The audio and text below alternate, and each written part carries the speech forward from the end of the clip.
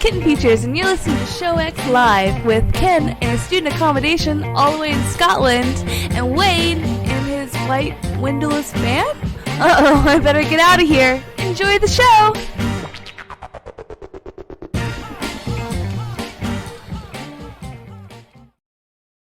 Hello, everybody, and welcome to ShowX on VtWProductions.com. You're listening live at 2 p.m. Eastern, 7 p.m. GMT, the 27th of January, 2019. Welcome to the show, everybody, and how are you doing today, Ken?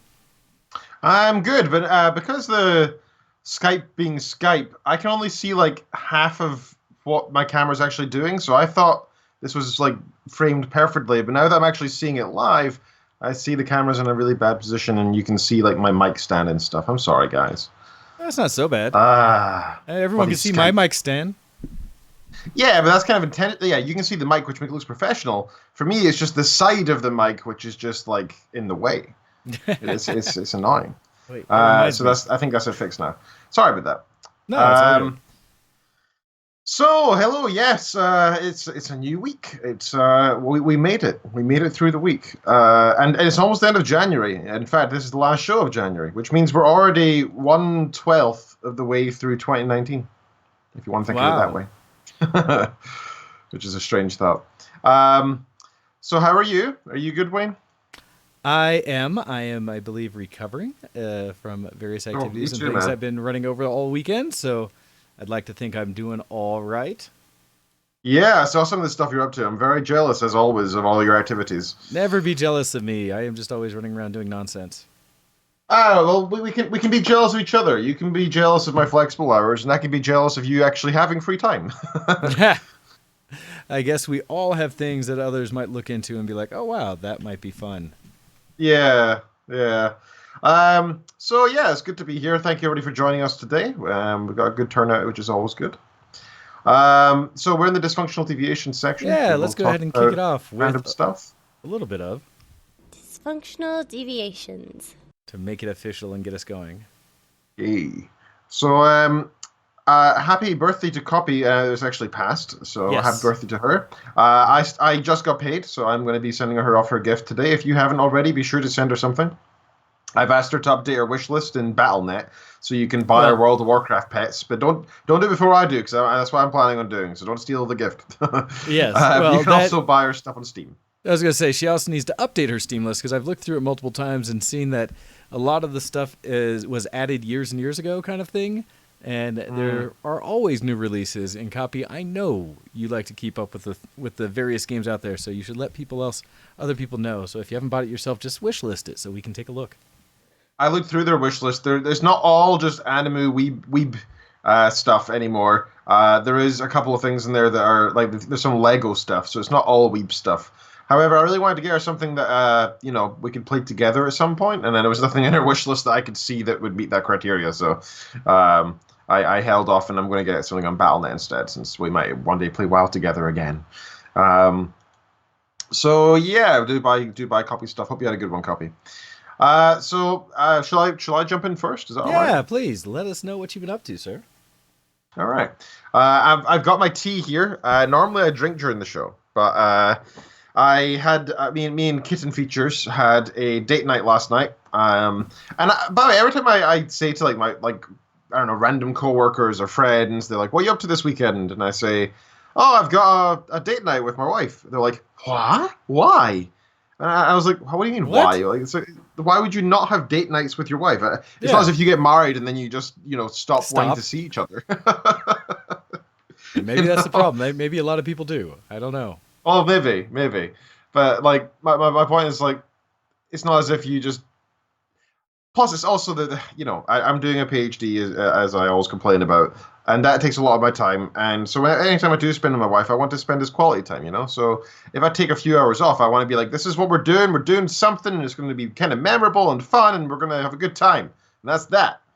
So that's kind of what we did. We watched what was the film called? This Is the End, with Seth Rogen and a million other actors. Yeah. I haven't seen that one. I was shocked. I was expecting this just to be a generic stoner flick, but it just had every not every, but just a heck ton of like interesting characters and actors in it who all play themselves. Like Rihanna's there being Rihanna. Seth Rogen is there being Seth Rogen. I'm now looking at the stars because I'm really bad at the names. James Franco, Jonah Hill, Jay Baruchel, Danny McBride, Craig Robinson, loads and loads and loads of others. Emma Watson's in it as well. Michael Cera, who's really funny actually. He's a really like they're all playing like I guess extreme versions or ridiculous versions of themselves. Okay. So like Michael Cera, he's always the nerdy dude in the films. He's just doing all the cocaine at these different parties. It's just like an insane amount of cocaine, and he goes up to people and he's like, "Hey, guess what?" Comes up close to them. Hey, guess what? Goes and blows cocaine in their face. And they're like, "Oh my God, what did you just do?" And it's really funny.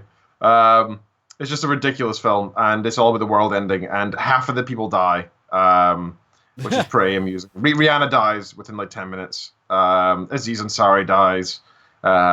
Spoiler alert. But loads of people die within the first 20 minutes of the film. It's just really it's oddly amusing just to see all these big actors all just falling into a big fiery pit. Then the rest of them trying to kill each other. It's a pretty damn good film. Hando says, "Oh my God, I love that movie. It's in my top 5 favorites." It's awesome. It's really good. I wasn't expecting to like it because I thought it'd be a generic stoner flick, and it kind of is. But we play a drinking game with it. Oh. And let me see if I can find. This is the end drinking game. Oh God, it's gonna write bad memories of last night. So it's the website FrenchToastSunday.com, and this was posted in October 2013. And this is the drinking game. So it's recommended that you have 56 beers, 12 bottles of whiskey, tequila, and a Milky Way, because that's what's in the film, right? Okay. But realistically, just any drink. So yeah, you want to ideally have something that you can chug, something that you can sip, and something that you can shot, ideally. So for the take a drink section, whenever you see the name, somebody says one of the names of the 6 main characters, which is about is just constantly, like they call each other their full names for some reason throughout the whole film. It's just funny. Hey, it's Seth Rogen. Hey, Seth Rogen. How are you, Seth Rogen? It's like they're all surprised that they see each other constantly. It's quite funny. Anytime you see a Milky Way, and I assumed that the Milky Way bar that's in the UK, the candy bar, wasn't a thing in the US, so I thought that was a space thing. But no, it's the actual Milky Bar candy. Yeah. Well, you guys have a total different branding for it, though. It looks completely different. Ours is like a blue and white branding, which looks totally different. Interesting. Whenever someone takes a drink or smokes, you need to take a drink. Whenever James Franco says something negative toward or about Danny McBride, which is like constant as well. Anytime someone is hit in the face, and it's kind of slapstick, so there's a lot of that. Whenever you see a blue beam, and that's a reference to one of the main plot lines, you chug your drink when you hear Gangnam Style until the song stops. So at one point, they decide to just go crazy with all these drugs that they have, and for about 30 seconds, Gangnam Style plays, and it's like slow motion them doing crazy stuff. And during that whole time, you need to drink. And so it kind of feels like you're part of the party, which is kind of fun. And you also need to chug your drink when Danny chugs the water. Again, people who've seen the film will get these references. Bonus, the Apocalypse is Nigh challenge. Take a shot every time you see a demon. And we did that last night, and that was pretty tough towards the end. Because at the start, you're like, okay, the first half of the movie, you'll see the outline of a demon, so it doesn't really count. And then eventually you see a demon. And then by the end of it's just that there's like 6 demons on screen, and then they're back and forth, new demons, and you're like, oh God, shot, oh God, shot, oh God, shot. And it's just so fun. It was a really good fun game. Prepare to be in danger. Your liver will hurt the next day. Mine's hurts. Ouch. I'm not in a good way today. Yeah, you guys do have Mars bars as well. That makes sense. I knew Mars bars were a worldwide thing. But it's interesting what the differences in candy bars between the different countries. Because there's a lot of crossover. That's one of those things I actually go out of my way to try to take a look wherever I travel in different countries to see what kind of sweets they have. Because I find it really interesting. Yeah, it varies heavily between countries. I of course did that. Anytime I go to the UK, I have enjoyed it. Canada as well. When I went to, Norway had great candy, but Japan had very interesting different kinds of candies and things like that. And a lot of it's based on their base. So many things are chocolates. That the base chocolate is so different between different countries because of who supplies it. Right out here, Hershey is probably our primary, Nestle and Hershey. But I know in other areas it's Cadbury, and different places like that will actually produce their types of chocolate, which is a base of so many candies, so it's unique. It's interesting. Just like how here in the U.S. we have the proper Smarties, and in Canada they have these weird chocolate things that are like wannabe M&Ms, but are actually better. So it's like you said, when it comes to the marketing and branding piece, how that gets different as well, and can sometimes be a surprise in a not a good way. Yeah, absolutely. It's weird sometimes. Do you guys have Yorkie bars in the US? I don't believe so. So Yorkie bars went through a big thing because for years they were branded as like the man's chocolate bar, Okay. and it was like like they had like dumb slogans and stuff as well. Yorkie bar slogans. Let me find. I can see if I can find some. It's not for girls was one of the main ones. Man fuel for man stuff was another one. Okay. And back in the day, it was just not a thing. Nobody cared. It was just like, well, it's just a chocolate bar. Who cares? Girls can buy if they want to. Yeah, it was just a marketing thing. Yeah, and but over time, obviously, society has changed and morphed and evolved in different ways, and so nowadays, somebody sort of looked at it and was like, that's a bit sexist nowadays. That's a bit weird. Why would the chocolate bar say that? That seems like so yeah, they at some point they sort of, without announcing anything, they dropped the slogan from all their bars and all their adverts and stuff. And in fact, I think they made a pink version as well for girls as a sort of like, yeah, we realized what we did was probably a bit iffy, and then so now I think it's just a normal chocolate bar now. But it was kind of amusing to see that happen. Anyway, yeah, we had our date night and stuff, and that was good fun. Nice. I had a bit of a silly experience. Now, okay, before I begin, just in case any potential employees are listening to this, I understand this is a mistake, and I actually know the girl who sent me this email and stuff, and she's been kind in the past, and I get that was a genuine mistake. But I'm just trying to explain how it affected me getting into the situation. Regardless of whether it was a mistake or not, it resonated emotionally with me in a bad way, and I think everybody will understand why. I get it was a mistake, and I sent an email back. Okay, I'll explain the whole thing anyway. But point being, please don't feel like I'm trying to be petty here. I'm not trying to shout out any particular company or organization here. I'm just saying that somebody made a mistake. They apologized. It's all fine, but it kind of hurt, and I'd like to just talk about it, just to kind of vent, I guess. Okay.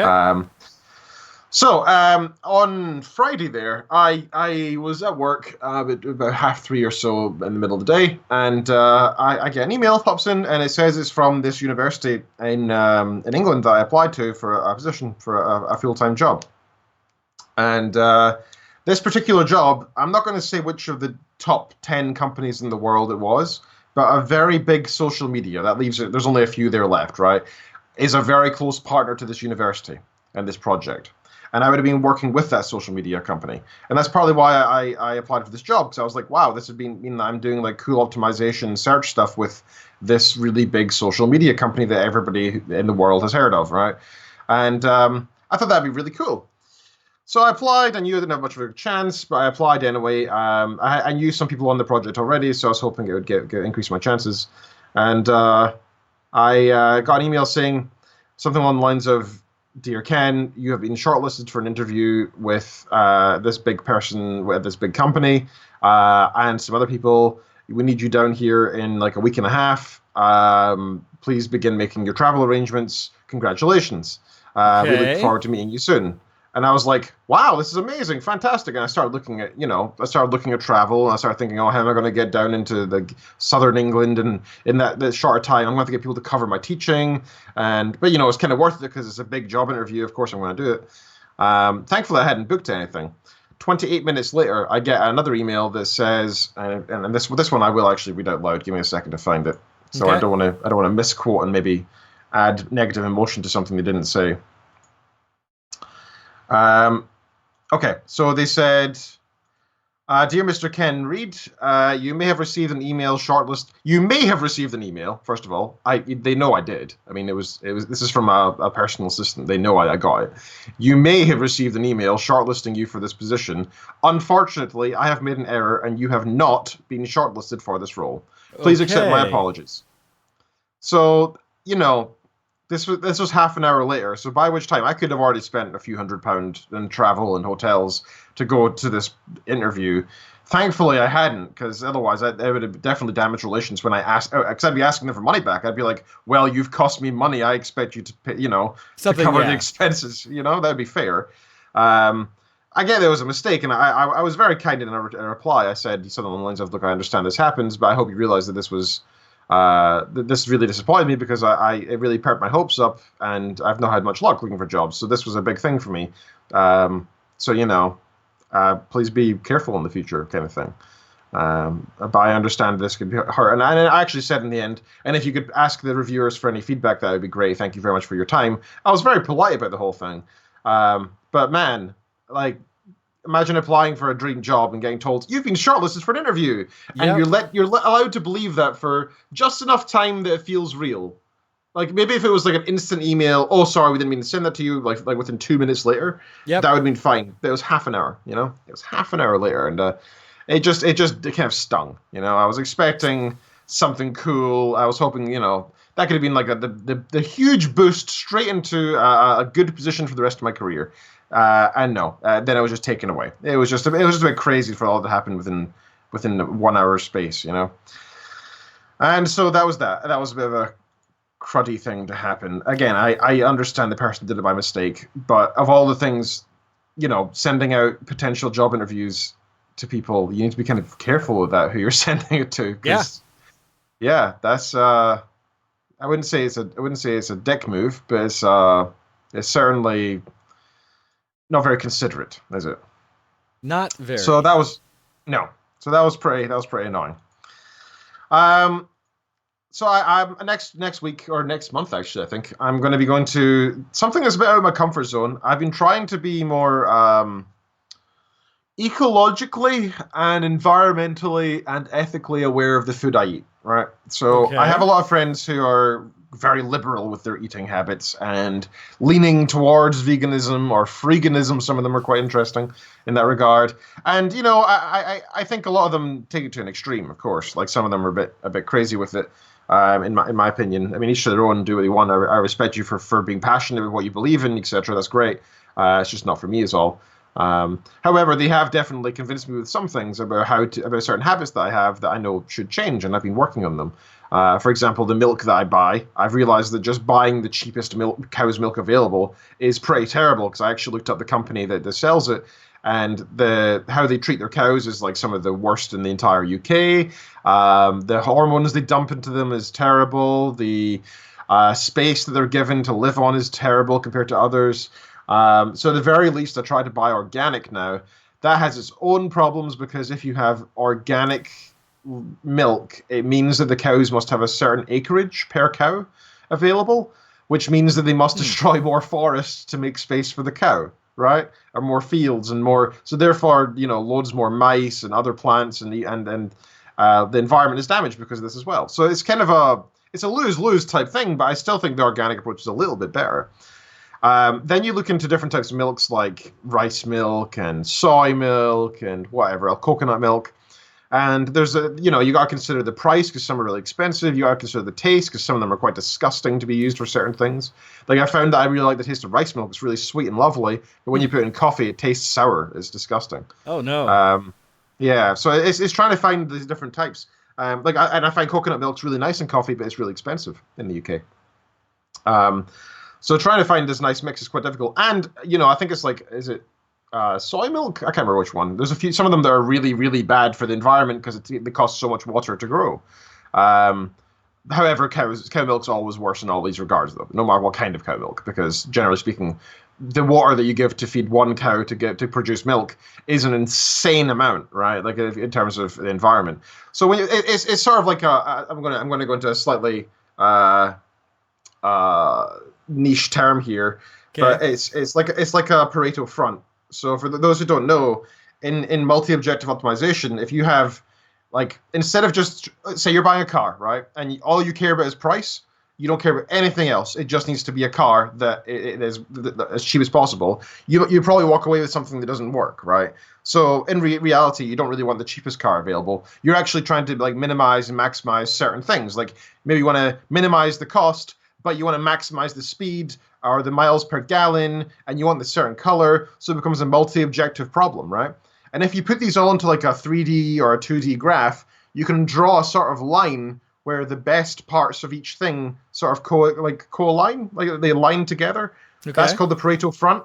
And then you need to just choose on that line where you want what you want, right? So you might end up with you might have looked at 100 cars, you might end up with 7 cars that are like the ones you would choose from. They're just within the right price range. They're just the right color or whatever. Some things you need to give up on a little bit. Maybe it's the wrong shade or not quite the miles per gallon you'd like, and then you choose between those 7, right? That's kind of what this is all about, right? And my point is, this is kind of what you do with when you're trying to buy ethically and economically, and you're trying to consider the environment, and you're kind of trying to consider your taste. It's really tough. There's not much information out about this kind of thing, and you can't do your own research. It kind of sucks. I really wish the supermarkets took a bigger step towards, by the way, if you really want to save the environment, the thing that says organic is actually crap. I wish they said that somewhere. I think it's important, I mean, don't get me wrong, I'm not the kind of person that's going to turn and stab somebody for drinking cow's milk. I love cow's milk. I still buy it, even though I know I shouldn't. But the point is, I'm trying to educate myself as to how I can improve, right? I think again, it's not I don't think this is the kind of thing you should go to the extreme with, because then you'll just be a socially inept a-hole who is you will never convince people to be more ecologically aware if you tell them they're all a-holes for buying milk or something, right? So you need to approach it in a sort of let's do this together, let's find out what the best thing to do is, and we'll try and make some as minor sacrifices as possible while maximizing what's good for the environment. That's the best way to go about these things, right? Same with meat eating or whatever else. So as such, as I've been following down this route with milk, eggs, clothes I buy, I'm trying to consider this kind of thing. And it really makes life more difficult. It really does. It's quite tough. But as such, I'm actually going to be going to a vegan market next month. Now, the reason behind this is several-fold. One is an education thing. I think it's good to see what the other side's like. I generally find a lot of vegans very annoying because a lot of them are so political about it. They're aggressive, right? And I don't like getting that shoved down my throat. I think many people have experienced that kind of thing from vegans. It's a thing that happens. It's known. So I'm hoping they're not going to be like that. I'm hoping they are going to be more along the lines of, here's an educational thing. Hey, do you want to taste this delicious food? I'm happy to share with you, kind of thing. That's what I'm hoping for. Because last month I went to a vegan place in Glasgow for a curry, and it was just one of the best curries I've had in my entire life, and it was vegan and it was cheap, and I was like, oh my god, if I can eat food that good all the time, yeah. and it's ecologically aware and it's delicious and it's good for you, that's the perfect thing, right? Who doesn't want that? So I'm trying to. That's what I'm trying to do some research into. I'm going to a vegan market in the next month. I'm going with a friend who I've been talking to about this kind of stuff, and he's very open-minded with this kind of thing as well. He's a meat eater. He enjoys meat. However, he's very open to hearing about this kind of thing, and he's admitted himself, it's I know these things are an issue. I know that they are, but I kind of just put my head in the sand, and I am willing to learn more, so I'll come along. He said to me this week he's already started noticing, the kind of eggs he buys are actually just the cheap ones, and then they're caged or whatever, when really there are some better ones out there. And he actually realized he has some real-life friends who raise their own chickens who are much better raised. The egg quality will be better, and the eggs are probably going to be cheaper. And I was like, hey, dude, that's it, right? Buy locally, get some nice fresh eggs straight from the hen's butt, and you'll get yourself some delicious dinner, and you won't be changing your diet. That's the way forward. Let's just start thinking about our food. I'm enjoying pushing this kind of thing, I'm enjoying doing it and trying not to be mad with it. I've met so many people who are so crazy with it that I know where I want my politics to be on this level, right? I want to be the kind of person that's going to be approachable and helpful with this kind of thing. I want to be the kind of person who says, hey, here's a delicious meal. Do you want to try it? By the way, it's vegan and it helps the environment. If you want to eat meat, that's cool. But here, try this occasionally, right? If you like it, this is how you make it. And if I can convince people down this compassionate mindset, that's what I want to do. That's how I want to approach these issues. So yeah, what are your thoughts on the whole vegan movement? How's it affected you in your life? Do you think there's a lot of pushy vegans? Well, so in a lot of ways, yes. I know a lot of people who are vegan or vegetarian or, you've been in the past, Pescatarian, yep. Pescatarian, thank you. Yeah. Various levels of what they choose to or not to eat. I fully support the idea of supporting companies that basically operate in a way you support that matches your, moral compass or however you want the world to be. I absolutely support people basically leading with their wallets and letting supporting the companies you believe in versus not supporting ones you don't. And I'm a huge advocate of that. And so that's true for me on no matter what it is that you want to enjoy or have. I have a little trouble with people trying to vilify other people's choices because they don't match. I am okay with people wanting to educate others that there might be other ways, but I have challenges when people try to express that their way is the better or best way. If that makes sense. And that's true for me, I believe, in most things when it comes to just what I believe are opinions, people's views of whatever it is in the world. I am totally cool with you helping others understand that there are other ways to see the world. I am not cool with you force feeding it to others. And thus, like the people who, and we see this stuff in, political areas all the time, or at least in like government buildings and stuff where you have your criers, your scryers, or people that are out there trying to forcibly educate people. That I have some issue with because I don't want that nonsense in my life. But making it available, doing it in ways that are a little less aggressive, go for it. And that's across the board. So same with these. So like for me, just personally, I'll eat whatever makes me happy or whatever fits my goals at the time. Do I try, if I am aware, to support some companies over others? Yes, I will say that I rarely take the time to truly educate myself when it comes to every little thing I eat. I have tried some applications that are out there that are supposed to make that easier, but even that's been a challenge at times. But if I do find a brand that I support for whatever reason, I will try to continue to support that brand, even if it costs a bit more. And so, good for you. Yeah, that's the thing, right? Like if you want to vote with your money, sometimes that involves paying a little more. But in the end, if you're spending 30 cents more for the organic milk or whatever, the organic eggs instead of the alternatives, it's a minor purchase. But every person who does that, every time you do that, that changes the numbers in the books. That changes the practices. Well, we live in a capitalist capitalist society. It encourages other roles, and actually that reaches back to when you were talking about the candy bar and having the slogan of being a man's food and that kind of thing. It actually reaches all of it to me in almost the exact same way, in that every time you see any of these decisions made by big corporations, this is something hopefully that's not a new outlook from me that you guys are all aware of, is that every decision they make is essentially based on numbers, right? It's based on how they can sell more of their product. And sometimes that aligns with better ways of doing business, better things that are better for the environment, better for certain groups, things like that. But almost all of it is based on how they plan to make more money in the future. And it's just sometimes the good way of doing things, arguably, can align with, things that will align with what makes them more money. So changing over a process that might cost them more money to do, but might improve their sales enough to cover it, that'll be why they make that decision. It is almost never because they're just trying to do something better for humanity.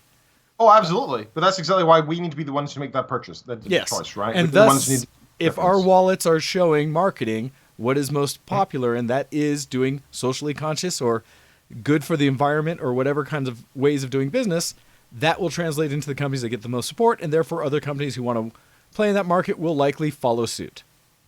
And so, yes, I'm a big advocate of exactly what you're saying. Do it with your wallet. Absolutely. So speaking of this sort of crazy veganism, now this is I'm hesitant to even say this because this is actually somebody I respect for their veganism in general. However, they've done some practices in the past that I generally disagree with. One such practice is that they stand in the center of our town shopping area, right, our city's shopping area, and they stand in a square and they have anonymous masks on, which is already a scary thing, right? That's making an us versus them kind of thing. Yeah, it's an intimidation factor and an attention grabbing absolutely thing. Is. Absolutely is. And I get why they're doing it because they probably don't want to get their jobs affected as seen as being militant or whatever, I guess you could argue. But if they were doing this in a nice manner, they wouldn't have to worry about it in the first place. Uh-huh.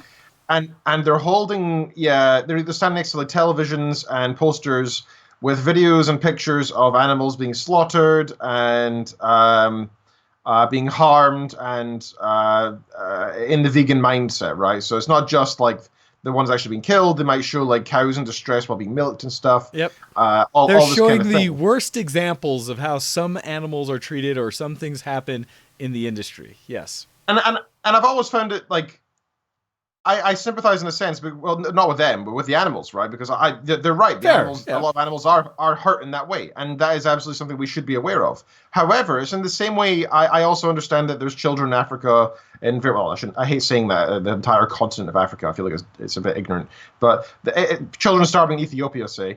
I know fine well they're starving in Ethiopia. We already, we do our various forms of charity, but I also don't want to have to spend my entire life staring at, people in distress and disorder and poverty. I think that's incredibly depressing. In the same way, sometimes I want to go shopping without seeing animals dying, right?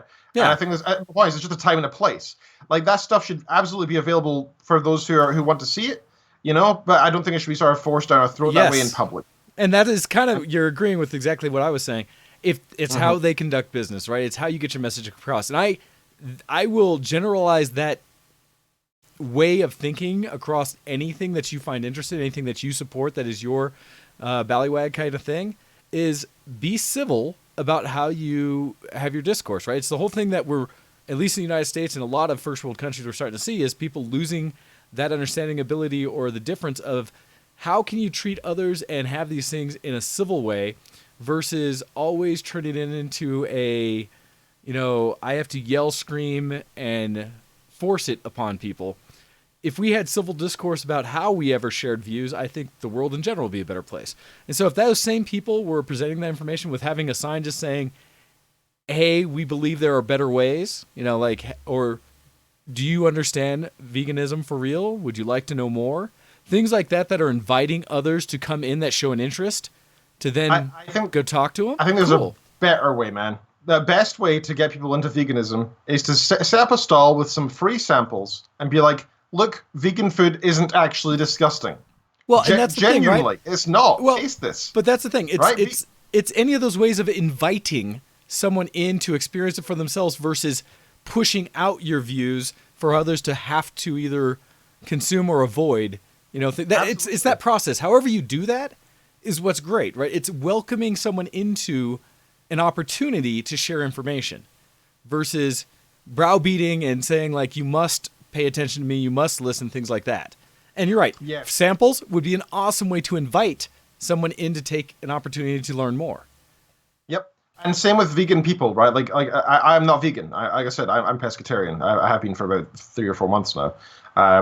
I believe that what we should do is, either give out recipes, or if you're doing it in a sort of public area, give out recipes or give out free food. But when it comes to your friends, same thing, right? Invite them round. If they say, oh, I don't really feel like eating anything vegan, it kind of weirds me out, you should be like, oh, well, you should really try it. It's a bit, it's a bit ignorant to say you'll never try vegan food, right? That's just ridiculous. Who doesn't? I mean, vegan food isn't anything different than what meat eaters like. It's not as if meat eaters only eat meat, right? It's just the stuff that's not the meat. Even then, I mean, it's one of those things that you could do like any normal meal and just say like, hey, would you like to come by? I'm going to be providing this if you'd like to come over for dinner, right? Here's what I'm serving.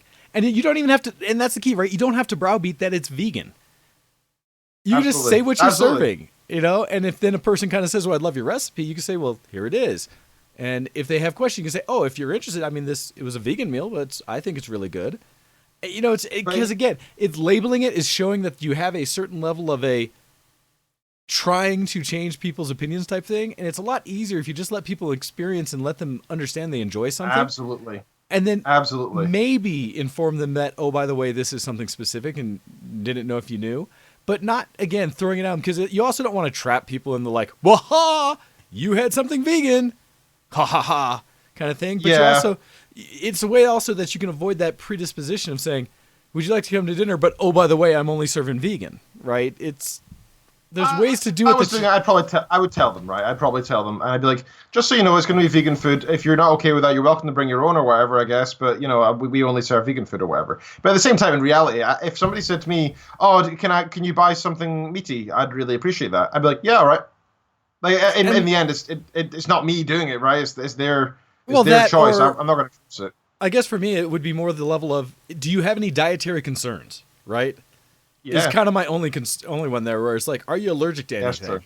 Because that's really all you're really worried about, is not killing someone because you feed them something they're allergic to.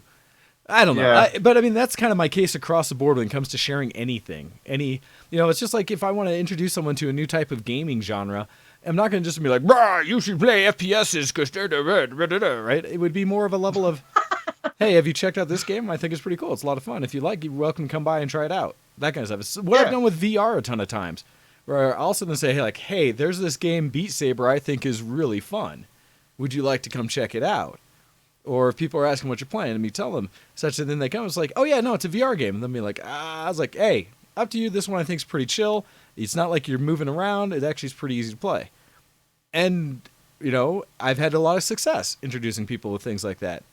But then again, for me, I think it goes into like the real reality of marketing, things like that. People love to share stuff they enjoy, but there's a way to do it. And it's the difference between I'm on a mission and I'm just being genuine about the things I want. It's the same thing about what we say about religions and stuff. Enjoy and believe whatever you want. Don't try to shove it down anyone else's throat. Right? Yeah, absolutely. Absolutely. And if somebody is genuinely interested, yeah. Yep.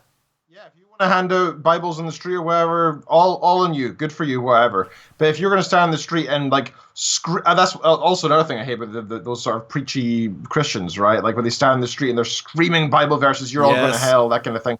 Oh man, that irritates me to no end. I genuinely think that kind of thing should be just banned. I mean, I don't get that. That's threatening people. You're going to hell. That's a threat. You're going to burn. That's a threat. It is an awful way to try to share information. Yeah. Well, if you can call it that. And that's my thing. I'm more likely to say no to anything that someone does that with me. If people try to tell me those things, I'm more likely to be like, and me. Not going to do. Nothing would make me more interested in a type of food than tasting it and it being delicious, right? Same with anybody out there. So if you want to try out new things, like if you're ever interested in veganism and helping people, helping the planet, and that's the thing about it. Veganism is not necessarily ecologically like a good thing, right? That's one of the biggest things with veganism. Okay. Like if you're looking at avocados, right? The amount of water that goes into getting avocados is kind of horrible, and landmass. Like it's really bad for the environment. But still nowhere near as bad as like an animal, but it's like a cow or whatever. But it's still pretty terrible. So you can still be aware, and being aware of the ecological effects and being vegan are, in my opinion, different things. I think veganism is more about the animal rights side of things.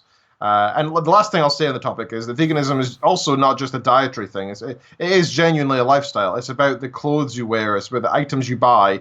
It's considering those kind of factors, because sometimes there are, for example, I think buying like honey is some vegans see it as like a horrible thing, because they say honey is generally farmed from bees in a way that is actually damaging the colonies, and it evolves them to produce more honey than they need.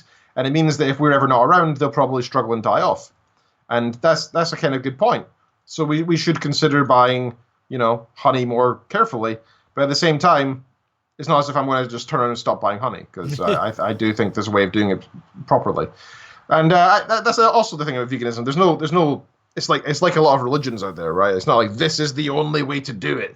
You can choose, just like anything in the world, you can choose your own level, take the bits that you think are appropriate and not. And that's exactly what I'm doing. I'd say that there are parts of my lifestyle that are vegan, and there are parts, like I still wear leather. Like, so I'm clearly okay with, and in fact, I had chicken this week because I saw that it was on, the person working in the shop was taking it to the bin to throw it out, and I saw it was on offer, and I said, you know what, I'll buy it. I'll buy it. It's going to get thrown out anyway. I could do with some more protein in my diet. Yeah, I'll get it. Like, I don't eat meat, but I'll have it this time because it'll get thrown out otherwise. I'm just kind of being sensible about these things, Well, and there's a piece though too, like when you mentioned that you had said like, well, you still wear leather, so I was like, well, yeah, because guess what? Throughout whatever process that animals live and die, leather is still a byproduct. Like, it's one thing if you take it from one that's healthy and that was your purpose of taking it, but most people need to realize that in most of these industries, it's part of the using the entire animal. And so if they're already going to be used for beef, they're not just going to toss out the skin, right? Well, that's true. They're going to reuse, they're going to sell that as well and make profit off that as well. And at the same time, there are a lot of, like, for example, milk cows. If they're breeding milk cows, the males, they don't need to exist, right? They can't produce milk. They're not made for meat. It's a complete waste for the industry to keep them alive. So they will kill them, right? They'll kill them at a young age. They're not. There's nothing ethical about it. They're just killing them because they don't want to keep them alive, and they'll do that, and then they'll get the skin and stuff. So they are just killing them for a kind of, in my opinion, a rather unethical manner. Same with baby chickens, right? The baby chicks, the male ones, get put into a grinder because they're useless unless they're being grown for food. So they're either, like, if they're being grown for making eggs, they're kept alive. Otherwise, so there's a they're question of that as well.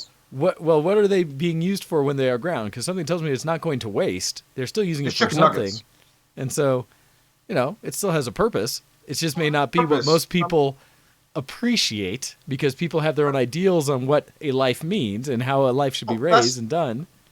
Very good point. I had a big argument with a chap in my work about this, and he was saying, well, are you saying that those chickens should never have the chance to live then? Because that surely is better to have lived than not to live. And I said, well, if they're going to die that young, I don't think there's really much of an argument to be had, because I wouldn't call that living. I don't think anybody would.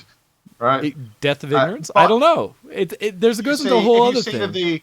If you say that, like, a cow, lives its entire life in a beautiful, lush green field, and it's got lots of space to roam around and has lots of sex with other cows and is having the best time, and then when it happens to die, we take the leather, that's fine, right? That's totally cool in my books. I'm okay with that. Make the most of the animal, use the meat, and grind up and give it to other animals. Let the pigs eat it, right? Make the most of it. Damn right. But when it comes to, like, oh, well, these baby chickens have just been born, they are male, throw them in the grinder, that's pretty unethical. Is it? Or were they born for the purpose, were they being bred for the purpose of being chicken nuggets?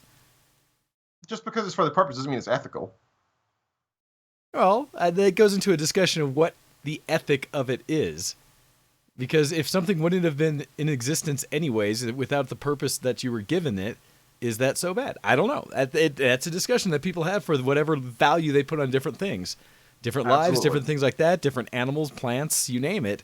It's all a relative scale of what do you think is valuable for each piece. And that's one of the things that's funny, is because I don't think humanity will ever agree. And so continue to support what you do, but I really have trouble when people try to, and I think we're in agreement on this, try to force those ideals on others. Oh, absolutely. That's kind of the thing, right? This is the thing. It's about discussion, right? It's about being able to sit down and talk about it. Because we'll bend each other's views, because that's what people with open minds do. They're open to having their mindset changed. And that's a healthy, normal thing to happen. Because if you're unwilling to change your mindset, then you're already in the wrong from the get-go, Yep. Anyway, I just wanted to mention I went to a vegan thing, and I'm kind of interested to see how it goes. I hope they're not overly pushy and aggressive, but we'll see how that goes. It's in a few weeks, so I'll report back. I'm sure it'll be interesting. All right, the last thing I want to mention is that I won't be here next week, so I'm going to be in Ireland. Me and Kitten are visiting Dublin for the first time. I've never been to Northern or Ireland before, being that they are two different countries, for anybody who is not aware. Northern Ireland is part of the UK. Ireland is not part of the UK, but it is part of Europe. It's part of the EU.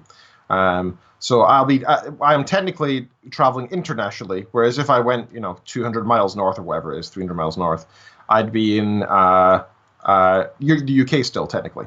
And there is currently no border between the two countries because you can drive back and forth.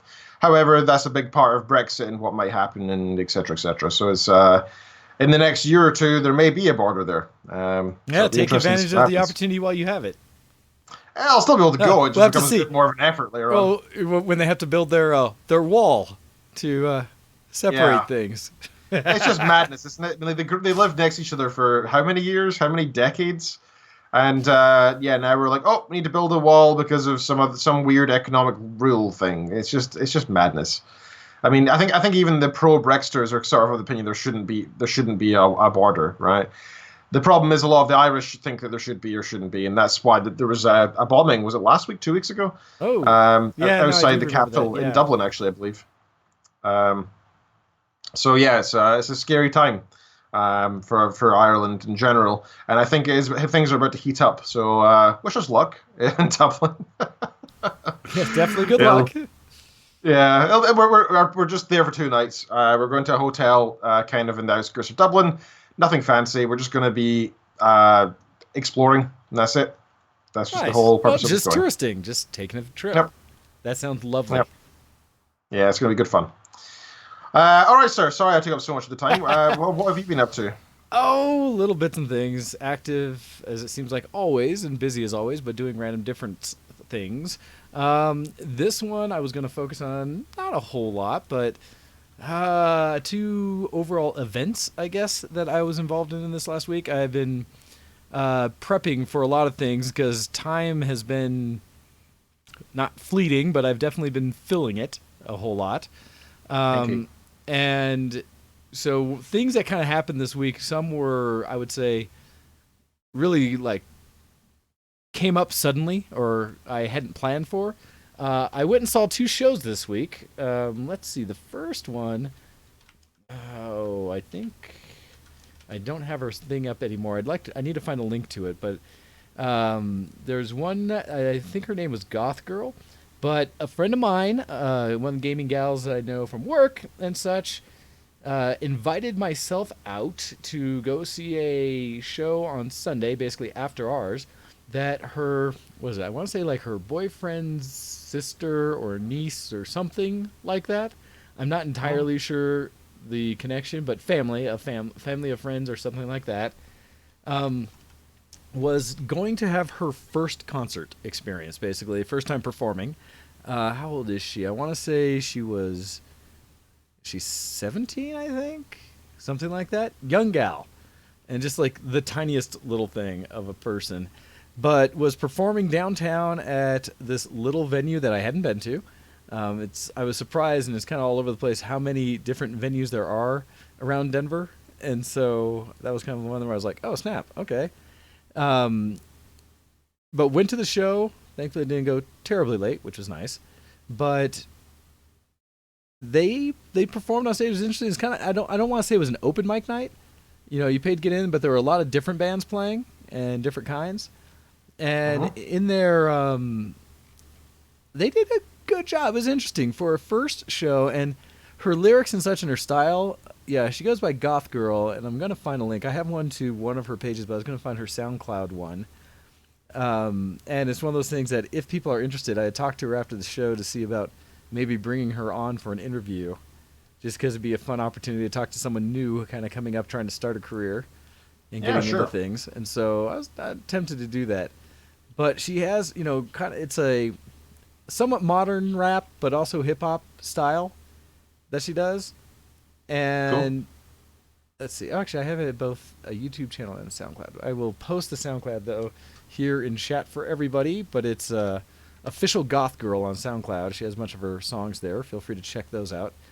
And it was interesting to see. She did a good job. You could tell there was nerves involved because being in front of a whole bunch of people who were having drinks and saying, "Hey," and of course, stuff like that's that. scary. That she was kind of quiet at first when she was doing her parts and looking down a bunch.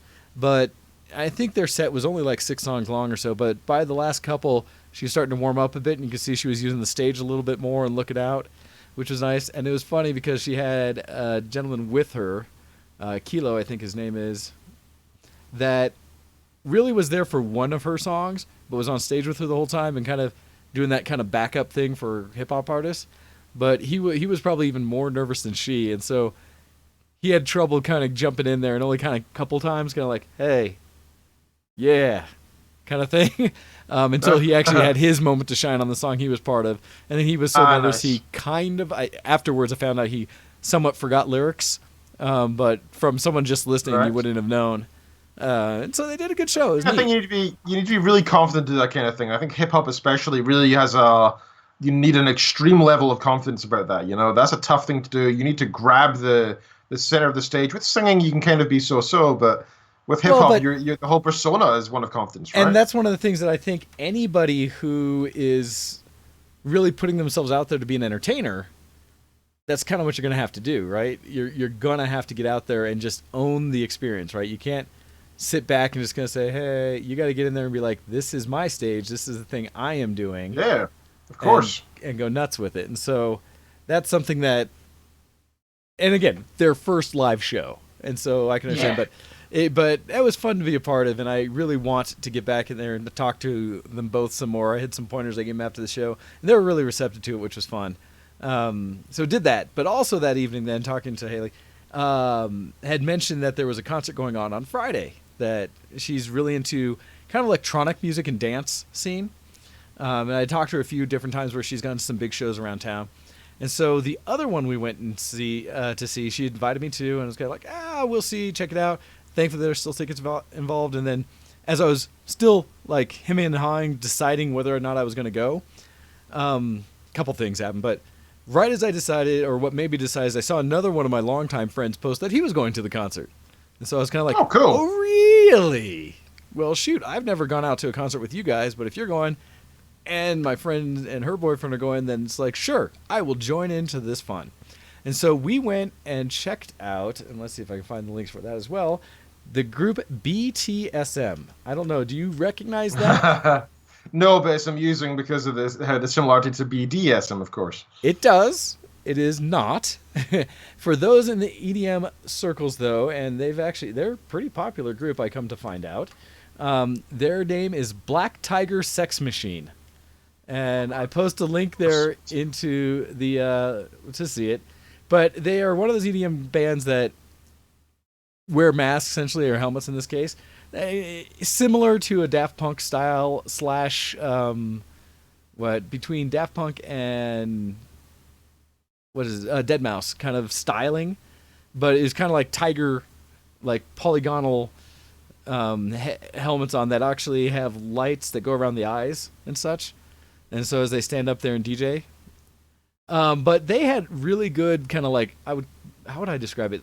I know they have official names for whatever it is their style is, but a kind of harder house dance style music, where definitely big beats and drops like that, and a lot cleaner than some of the dubstep I hear around. And so it was the kind of music I like to dance to and such. So I had a very energetic Friday evening as I went out and joined in and checked out that concert. And it was a fun one. There were 4 bands performing, and each one had, I guess, like an hour set. And the challenge was it started at 9 p.m. And so it went 9 to 10, 10 to 11, 11 to 12, and BTSM started at midnight. The nice thing is, unlike many concerts I've been to, they all started right on time. It's like, that was wonderful. Instead of that nonsense of trying to hype a crowd and get, wait and get more drinks sold or something like that before they come on stage, they were like punctual, which is wonderful. We got to see it down at the Ogden Theater, which is a smaller venue right in like kind of just east of downtown Denver. It has some great shows there. I've seen lots of ones there. But it's one that's basically standing everywhere, except that where we all gathered was upstairs they have 2 balconies that kind of go beside the main area. Mm-hmm. And they had a couple like stools up there for seating here and there. So my group kind of bogarted this little section, or got up at the front of the rails and made sure we had stools for us and made sure we kept that area for us for most of the night. Nice. We had to give in a little bit towards like the last half hour or so of the shows. But for the most part, we had our little space so we could rest and between dance sets and things like that when we were going off. That was a lot of fun. Interesting music. Definitely fun if you are into kind of that good dance, electronic music and such. So I recommend. Was fun. And actually all of the bands that played had some good sets there. The first one was a little, you could tell, first opener, their opportunity to do something. The second one, but it scaled up as we went. And so by the last, the band that came on before, BDSM and them as well, just great fun. Eventually left, I think, just before the end of the set, because at that point it was already after 1 a.m, and I needed to get home because I had also committed myself somewhat last minute because I'd been traveling so much and people hadn't thought to get hold of me. They weren't sure when I was going to be back. But some of the group of people I know from work were setting up a day to go up to ski yesterday, basically, on Saturday. Nice. And the whole reason being is I went and I decided to join them is because they were celebrating Australia Day. And Australia, I believe, their independence from... so the whole reason these are Aussies.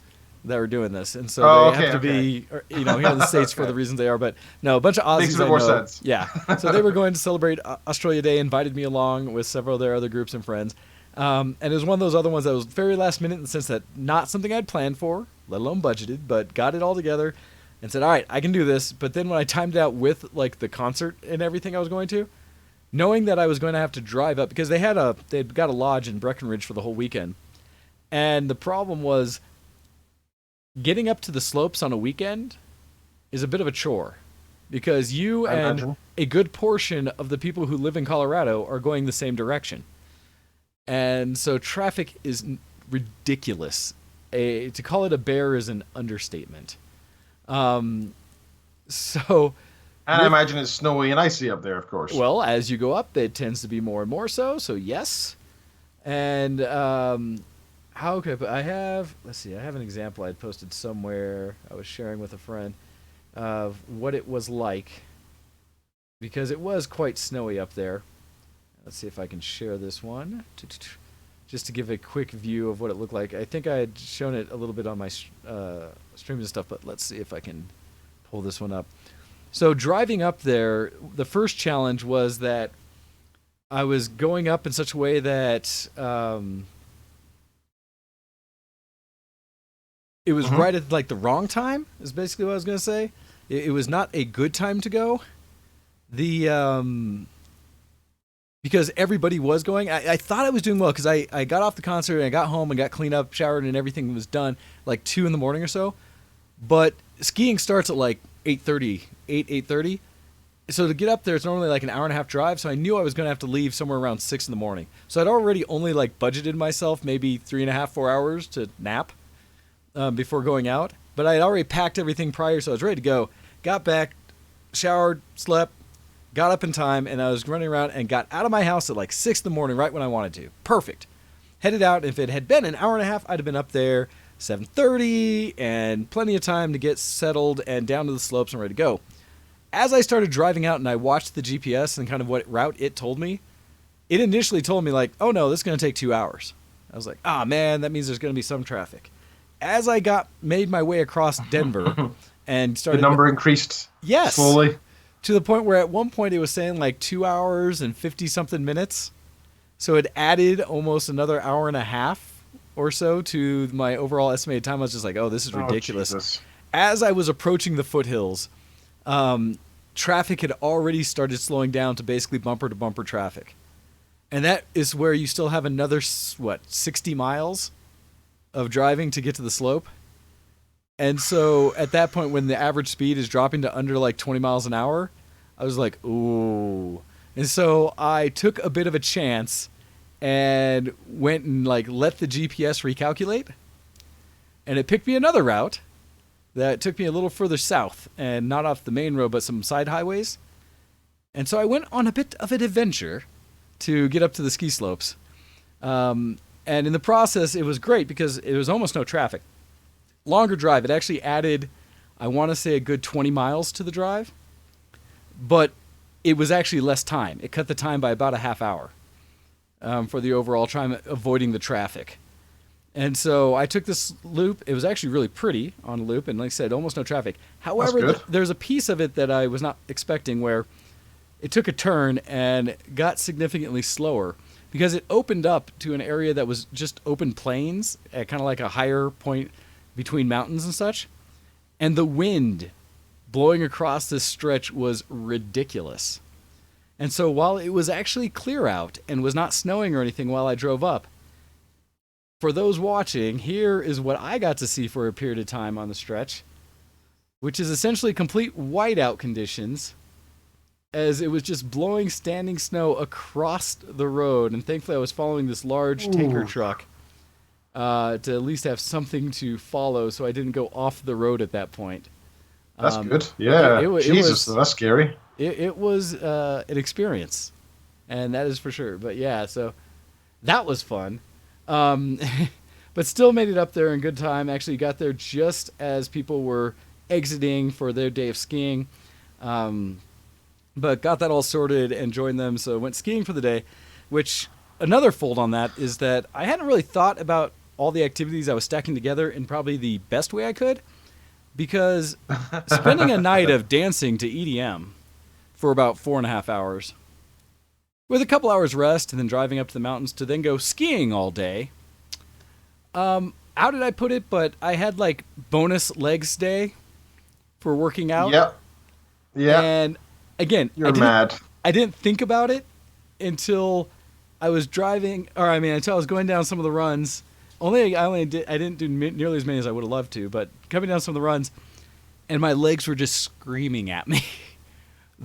The acknowledgement that I had overused them prior came to light again that next day, and went skiing, and I was just like, oh my God, that hurt. Thankfully, managed, never took a spill or anything. I only took a couple runs, and people I was with initially, we had to slow down and stop because one gal had actually jammed her wrist the day before skiing, snowboarding. Ooh, where she had been, and she still came down? Well, so she came because they had a goal. They were there the night before. Yeah, from the night before. And Right. they had a goal that day, that morning, to get up there and take a picture on top of the mountain with their Australian flag. And so went up there, got all set. I took a picture for them. They posted everything. So, it worked out great. But then trying to come down, the problem she has, she couldn't actually, I guess it's called bind out, which is easily like hit your things for stepping off one of the bindings so that you can actually maneuver the board when standing. No. And so you release one of the bindings, and that way your other one's on the board, and then that other foot you can actually push yourself, do what you need to stand, and things like that. So she couldn't easily bind out, and even trying to bind back in, ratcheting it down, she didn't have the strength in that hand because it was hurting so much to actually be able to reattach the thing. So she's just like, I can't do this. So she went down for one run and gave in and was at the bar the rest of the day. Another gal, so she at least made a day of it. But another gal also that was up there had a similar issue where she had gone and had done something to her ankle, and so she was skiing, but partway down she was kind of like, I can't. I'm done. This hurts too much. And so in doing so, she and her husband took it easy, and they're like, no, Wayne, you should be off. Go enjoy. And I was like, okay. And so I did several runs on my own, but I had to take a break myself and go down to the lodge because my legs were burning. So I took a rest for a minute and then finally got in touch with another part of the group who had left before us, who were on another peak in the mountain, which would have been fine. And so I was like, they absolutely want to see me. Everyone there was kind of jazzed to see me ski in my little short blades that I have because I had been talking about them. Yeah. And so they're all happy to see, and they really wanted to because they only knew skis and boards. So I was like, sure, I've rested for about 20, 30 minutes. Sure, let's go. I'll go find you. So he started talking. He's like, we're over on this peak because I started on peak 9 and they were over on peak 7. I was like, okay, that shouldn't be too bad to get to. Huh. So, Breckenridge, while a lovely town, the slopes there are a mess. They're big and open and fairly well groomed, but their greens are, in my opinion, whites because they are so flat you would rather be cross-country skiing on them than trying to maneuver them in anything meant to use gravity. Oh my God. And they're surprisingly long. Their blues are fairly legitimately blues, but in many cases pretty light where I would call them green. They kind of have a wide range of what they call blues. And their blacks similarly are only so difficult, and then some are legitimately good blacks. And so because of that, though, you never quite know what you're going to get on a trail until you do it.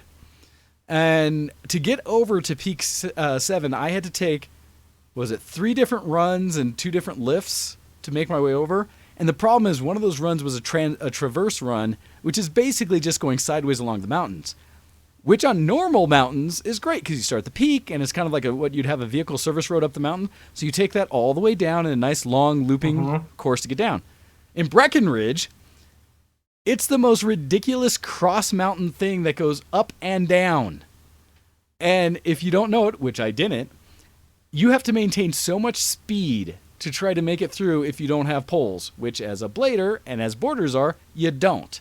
And so there were so many times I'd run into people walking to get across because you could not maintain enough momentum. And so while I was feeling pretty fresh, by the time I made it to meet them over at peak 7 at the base there, my legs were so done because I had to skate so much to make it through and basically cross-country skate. It hurt. And so I had an appreciation for that. So it's one of those things where Breckenridge is gorgeous, especially the town and village there. The mountain is not one of my favorites to ski. Once you get to a certain area, it's fine, but then the runs are short. They can be technical and fine. And because it was a weekend, mind you, there were so many crowds in the area for not just because it was a weekend, but also the festivals going on in town, that I was worked. I was smoked. But got through it all. By the end of the day, I had actually taken another point because through all this, I hadn't slept, really. And so at one point, I met with a new group, went with like 2 runs on them, and the first run they took me on was this truly double black diamond one that went through trees and barely was a trail. And it was so powdery, oh no, but in a way for my blades that I was basically slowing down and starting to sink into the powder and not able to maintain enough speed to actually stay on top of the surface. There was one point where I was starting to try to skate to get fast enough to go, and I pushed too hard with one foot, and it actually sunk into the snow. And I had to pick it up real quick so I didn't catch an edge and topple, because getting started in that would have been a mess, and was able to make my way through. But that was a lot of work. And going through trail that was between trees that was barely a person wide. And I was like, is this a trail, or are we doing backcountry? What is this? And we kept losing one guy on a board because he couldn't get through one portion or kept losing us, and then just would go down the mountain. We wouldn't see him again to the base. But it was work, but I made it all. Never crashed, never fell, made it. And then, so that was a good day of it. I just work. And so after those runs, I took like a 2-hour break or an hour something break up at the lodge, ate something, spent way too much for convenient food on the mountain. And rested. I bet it's delicious though. I always find mountain ski food is always so calorie full. When you are ravenous from being active all day, almost anything will taste good. I could have probably done better, but I chose a chili they had that was a buffalo chili stew that was nice. But again, I got that and a Gatorade, and it was $20. It's like, I mean, yes, they gave me a roll, but anywhere else that would have been 10. So there's that. But I needed it. I had a cheese stick on the way up, and thankfully one of the gals at the place had fed me a little bit before going on the slopes, but I definitely needed the calories. And so rested. They kind of teased me again about like, hey, are you ready to go? And I was, sure. So it got packed back up, and I was setting to head out. They were actually at the lodge with me because I started top of the mountain, made our way. We had to traverse our way back over to Peak 9 because that's where my shoes were. Get back there, get settled, grabbed all the shoes and stuff. People were hanging out at the bar where everyone had kind of rejoined. Had a couple drinks before we looked and said, oh, the free transport we took, the buses stopped running at 5. It's 4:30. And we thought we were just going to settle here and drink for a couple hours. Guess not. Since we don't want to have to hike back to the lodge or to the house that was being rented. And so we pack everything up, go down to the bus stops, and then we saw the same 2 bus routes come through a dozen times, and the one we were waiting for was nowhere to be seen. Of course. And so eventually the whole group jumped onto one of them saying, well, this will get us closer, and then we can walk from there if we need to. So everyone jumped on there, and there was a point as that was pulling up, and we were just packed on the bus because everybody's done skiing for the day. So absolutely packed, standing room only. As on one of the edges, a bus pulled in behind us, and I was like, oh, is that the one we're looking for? So the whole group's kind of interspersed in the bus. I jump out, look, and it's like, oh no, that's the black line. We need the blue line. And so I was about to jump back on, but I did, and I was like, so that's the black. Is that the one on? One of the gentlemen in the group was like, oh yeah, no, the black, we need this. So I jump back off. And I go down to go to the bus, and it's like, sweet. All right, I look back, and the bus is taking off. Oh, and I see no one in my group. Oh, no. That is left behind. So I'm looking like, all right. Well, I guess I was the only one told to get off. So essentially, yes, it was like, bye, guys. And I know I'm over break time here. I'll finish the story, and then we'll take a break. And rush. So did that. Eventually, I stood around, talked to a couple of the other bus drivers, and we finally got hold saying there will be another Blue Line bus coming at some point. So we're like, all right, I will wait. So I sat there for probably another 20 minutes, and finally this Blue Line bus shows up. Get on there at that point, and there were a whole bunch in the crowd that were waiting for the Blue Line, and most of them had given up and taken other buses to go somewhere. Yeah. And so by the time we got on ours, there was only 10 of us that jumped on. And prior, these buses had been packed to capacity and such. So get on, drive up, and then it's funny because it made a couple stops along the way, but the main first parking lot that the bus was supposed to stop at, the bus driver just spaced, I guess, and drove right past the lot. And the handful of people in the back were like, hey, our cars aren't you stopping there? And it's like, oh, yeah, It's like, oh, you could just stop here. He's like, no, I can't. This is the main road. I'm not allowed to stop unless I'm at the lot. So there's some grumbles from the back. He's like, no, I'll just find a place to turn around. Yet we're going on this road now that's going out of town. And so God's there's essentially sakes. nowhere to go, right? And so we go. So this dude not only didn't show up on time, but he also forgot his own route. Was he and even there supposed was- to be the driver? Did I he steal don't that know. bus? Honestly, I'm not sure if they just grabbed someone else to go and someone new. Because admittedly, most of the drivers, when we tried asking questions, knew very little information about what other lines were going and other statuses. And they had radios, and we're like, and they were just like, I don't know. We're like, oh, you are zero help. So eventually he found the drive, and Jay basically turned in, backed out, and backed the other way. Had to look to make sure there's no traffic, all this because we're in a bus. Made it through. We started heading out, and eventually got back en route. And I make it back, and it's funny because at that point people were messaging me like, "Are you okay? Where are you?" And by that point I'm like, "Nah, I'm almost there. I'm fine." Got back in. It was okay. I got in actually just after everyone else because they had their own adventure where they got at the lot and they had to hike a couple miles back in. And the problem was like most of them were still in like ski boots. And so that made it for notoriously bad and carrying all their equipment and stuff like that. So they had much more that manual sounds labor. horrible. I had to just wait longer. So I thought I won in that situation. Got back. I think nobody won really, but yeah. Oh, it's funny because I was actually in a decent mood the whole time. Like, man, I'm up in Breckenridge. It's beautiful. It's a little chilly out, but we're fine. I had And to ski all day. yeah, no, I made the best of it. And so when they asked me what was going on, I was like, I'm going on a walkabout. It's good. I was trying to speak Aussie language. And so made it back. Everything was fine. Other adventures of the evening, just hanging out, playing some cards, stuff like that.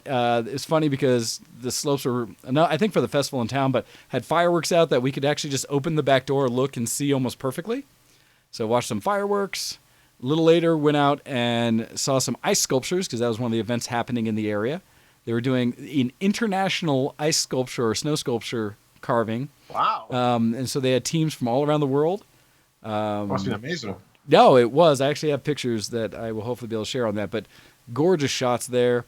Came back up, like I said, played some cards. Eventually went to bed, got up this morning, and came back so I could do the show. So I did all of that for my dysfunctional deviations as I was packed with things again, as I'm now going to get ready to be packed with things this week. And I think when you were saying about the show stuff, I should be here next week, I believe. But I will be this week flying out of town for another event and then coming back, and I'll talk about that next week. So that's what I've been doing. But now it's time for us to take a break. I need to refresh my tea as well, give people a chance to run to the washroom or wherever they may to, or also get snacks and things before we finish up the show. As we go into the break, we'll be playing a mix that is from OC Remix, but themed appropriately, I think, since, 2 days from now, we're going to get a release of a new game, the next Kingdom Hearts coming out. Kingdom Hearts 3, finally another named, labeled, actual numbered Kingdom Hearts versus all the little interlude ones they've released. So with that, we've got from, Drum Ultima, a Kingdom Hearts Chain of Memories from OC Remix. We'll play that during the break. But with that, you're listening to ShowX on VtWProductions.com, and we'll be back right after this. Send in your emails to showx at VtWProductions.com.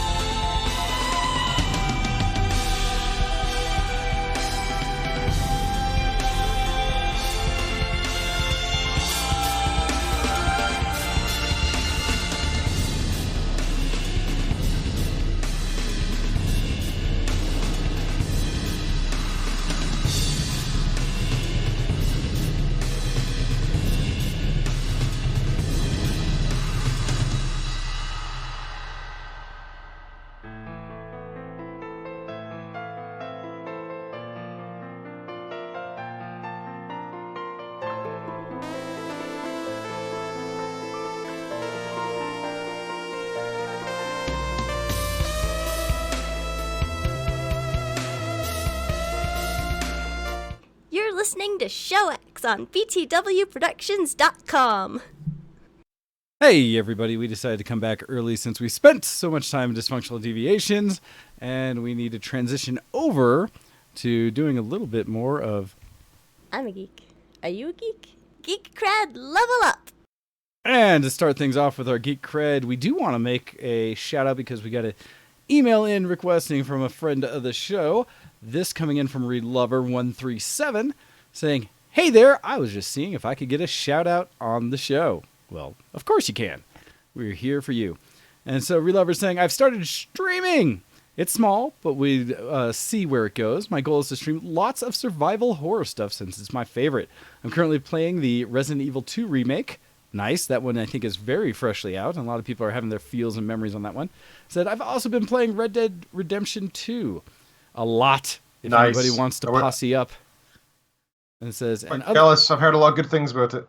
I have too, and I'll have my own rant about that one as I always do. But and other stuff like Tomb Raider and Spyro randomly, most definitely will be playing the heck out of Kingdom Hearts 3 once it comes out. So I thought it was a good transition since that is coming out, like I said, Tuesday this week. And it has included links that I will put on our show notes in the YouTube for everyone to click on and check out. But for those who might want to jump in after, and we'll have to see what her schedule is for streams, she is Relover137 at Twitch. People can add her on PSN and Steam as Relover137. So I also have an Etsy shop open that I'm trying to get the word out about. I'm hoping to cater to the needs of video gamers and nerds and want to include video game-based creations very soon. And so that one coming through as Etsy.com, Little Miss Gamers, for people who want to check out her Etsy store. It says, "Please check out my stuff, see what you think. Keep doing what we're doing here on the show. You're awesome. Following Wayne on Twitch, but need Ken's info." Yes, his is I rarely GoHex, ever use my actual Twitch. Yeah, it's one of those things that we focus on the show primarily. That is where we get most of our things out there. And it's a challenge because admittedly, Relover was asking me initially in the Instagram, like, well, what's your Instagram? I was like, well, for the show, I don't know if we actually have a show one. We don't know. Yeah, because I was like, I do all my stuff on Instagram via either my Predictably Ham for my cosplay or Death's House Productions for my photography. So I was like, I don't really have just a me Instagram. And that's okay. I only have a me Instagram, and I don't have any, I don't split it up for anything. My Facebook, I've got quite a few pages for stuff, but yeah, we have all kinds of things. My actual Twitch isn't GoHex, by the way. I think somebody else already stole that. No, it's Ken Reed VTW. Oh, okay. I believe GoHex was stolen a long time ago by somebody else. So evil bastards! There should only be one of each of us. How dare they? And so yes. I'm going to the GoHex channel. Yeah, it's somebody with one follower. And no videos or anything, so it's just an account somebody stole at some point, you know? That should be one where you should be able to get it stolen back. Like, depending on if it's active or not, just kind of contact and be like, so, I think there was a mistake here, or maybe I forgot my password, and... An email address, just give it all to me. I changed, so... A name. No, it's like, could you just... When was the last time that account was active? Could you reset it? Because, hey... Yeah. That'd be nice, but I'm not too bothered. I've already got like 3 followers on my own Twitch, so why would I give that up? They're dedicated. They've been there for me since the start, man. Since the start. No, I'm kidding. So, I've got 12 actually. I've got 12. So don't undersell yourself. No, it's funny because we admittedly we don't stream a lot on ourselves because we do the show things. When we do, we have them there, and we do a lot of restreaming of things out there for the people we know who do stream further, and so you can see a lot of restreams on our accounts. But when we do, we have them there for us to be able to stream out when we're playing with things. But yeah, so definitely want to throw those out there for Relover137 to kind of get that out. So with that, time as we get into our Geek Cred for the week. Ken, what have you been doing that's been more geek related? Well, sir, I as I've said, ever since that heart not heart attack, heart not attack, and that's what I want to call it, a heart not attack last night. Nice. Last week. So ever since that, I've been playing more video games. So that's been good. But before I get into that, I've actually got something booked for next week. On Tuesday, I'm going to go and see Broly, or as some call it, Broly, the next Dragon Ball Z film that's come out. This from the Dragon Ball Super series. I'm massively behind on Dragon Ball Super, and I refuse to watch I have sub not instead of dub. I have not touched Super. It's been one of those things that I have no desire to, and it sucks because I ran into the same, what would I want to call it, fatigue overall for a single series that I ran into with Naruto, where I just finished Shippuden, and I was just like, I have no desire to go into Boruto. And the same thing basically happened in general. I mean, it had been some time since I'd watched Dragon Ball Z and stuff like that, but I just, for whatever reason, when I heard they were doing Super at that point, I was like, really? Aren't they already gods? Do we have to get bigger? And so I just it's had no slightly desire. alternate universe, right? Well, and I've heard good things, right? And so I've heard really good things, but I also realized It's good. it's like I have very little desire to pick up one series that last 400 plus episodes and stuff, because to me that's just such a time sink and commitment to it, where I like getting other series in the mix. And so I'll watch shows for like 24 episodes, maybe, 36, something like 1 or 2 seasons, 3 seasons maybe, and be like, all right, I'm good. I can go on to other IP because there's so many other things I want to experience. And so I'd much rather more anime did that, or more just shows. They came in. It's the same thing with like Babylon 5, the old mecca of that. It's like 5 seasons, done, right? I like shows that come in with a set storyline, give me the experience, go away, so now I can enjoy new things. So, well, I think Super's actually not as bad as Dragon Ball Z. So, I love Dragon Ball Z. Don't get me wrong; it was one of my favorite TV shows as a kid growing up. However, I hated all the filler stuff. All the filler crap was so annoying. I didn't give a crap what Bulma was up to on Namek. Right? I don't care. I want to see Super Saiyans fighting. That's what it was all about for me. So that was always a nuisance. Super still has some of that stuff. This weird like humor. Okay. I just did that to the mic. I just did this to the microphone as if it's a camera, like I'm an idiot. I just did speech marks to the microphone. I don't know why I did that.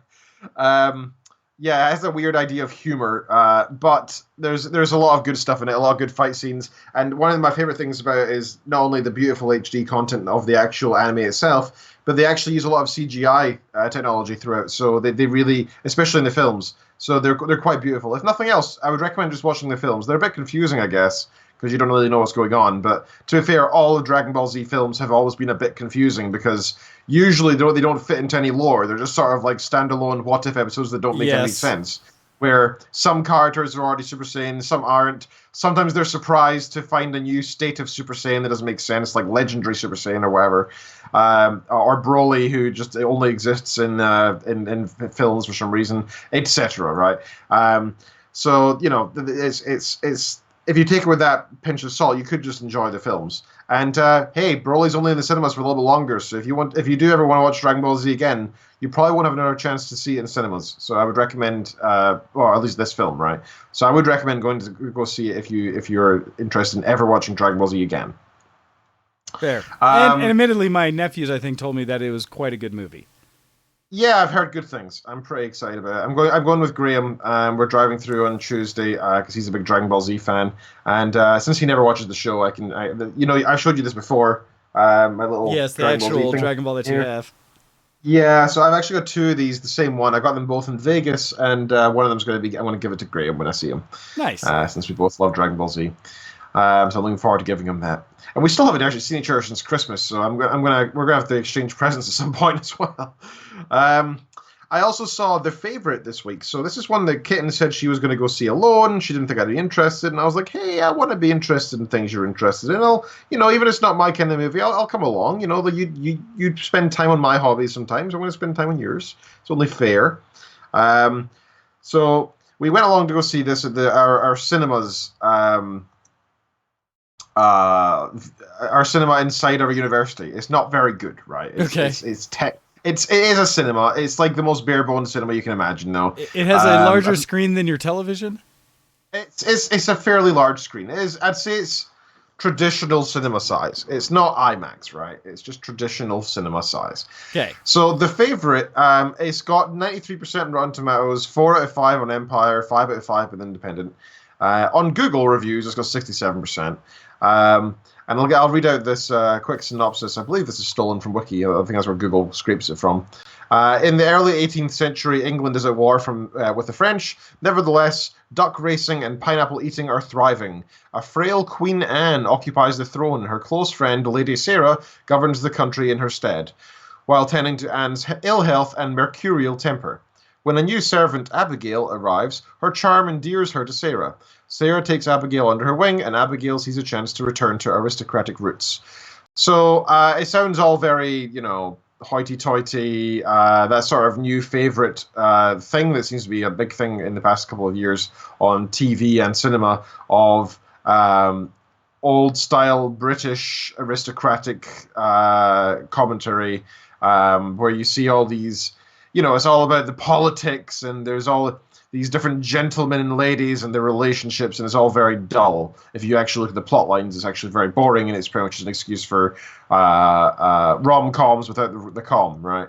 Yeah. At least that's what I find. So I was expecting that, but I was actually surprised to find this was actually a fairly funny movie. There's a lot of moments where, me and Kitten have been going back and referencing it to each other frequently since then. We laughed out loud at the cinema a good few times.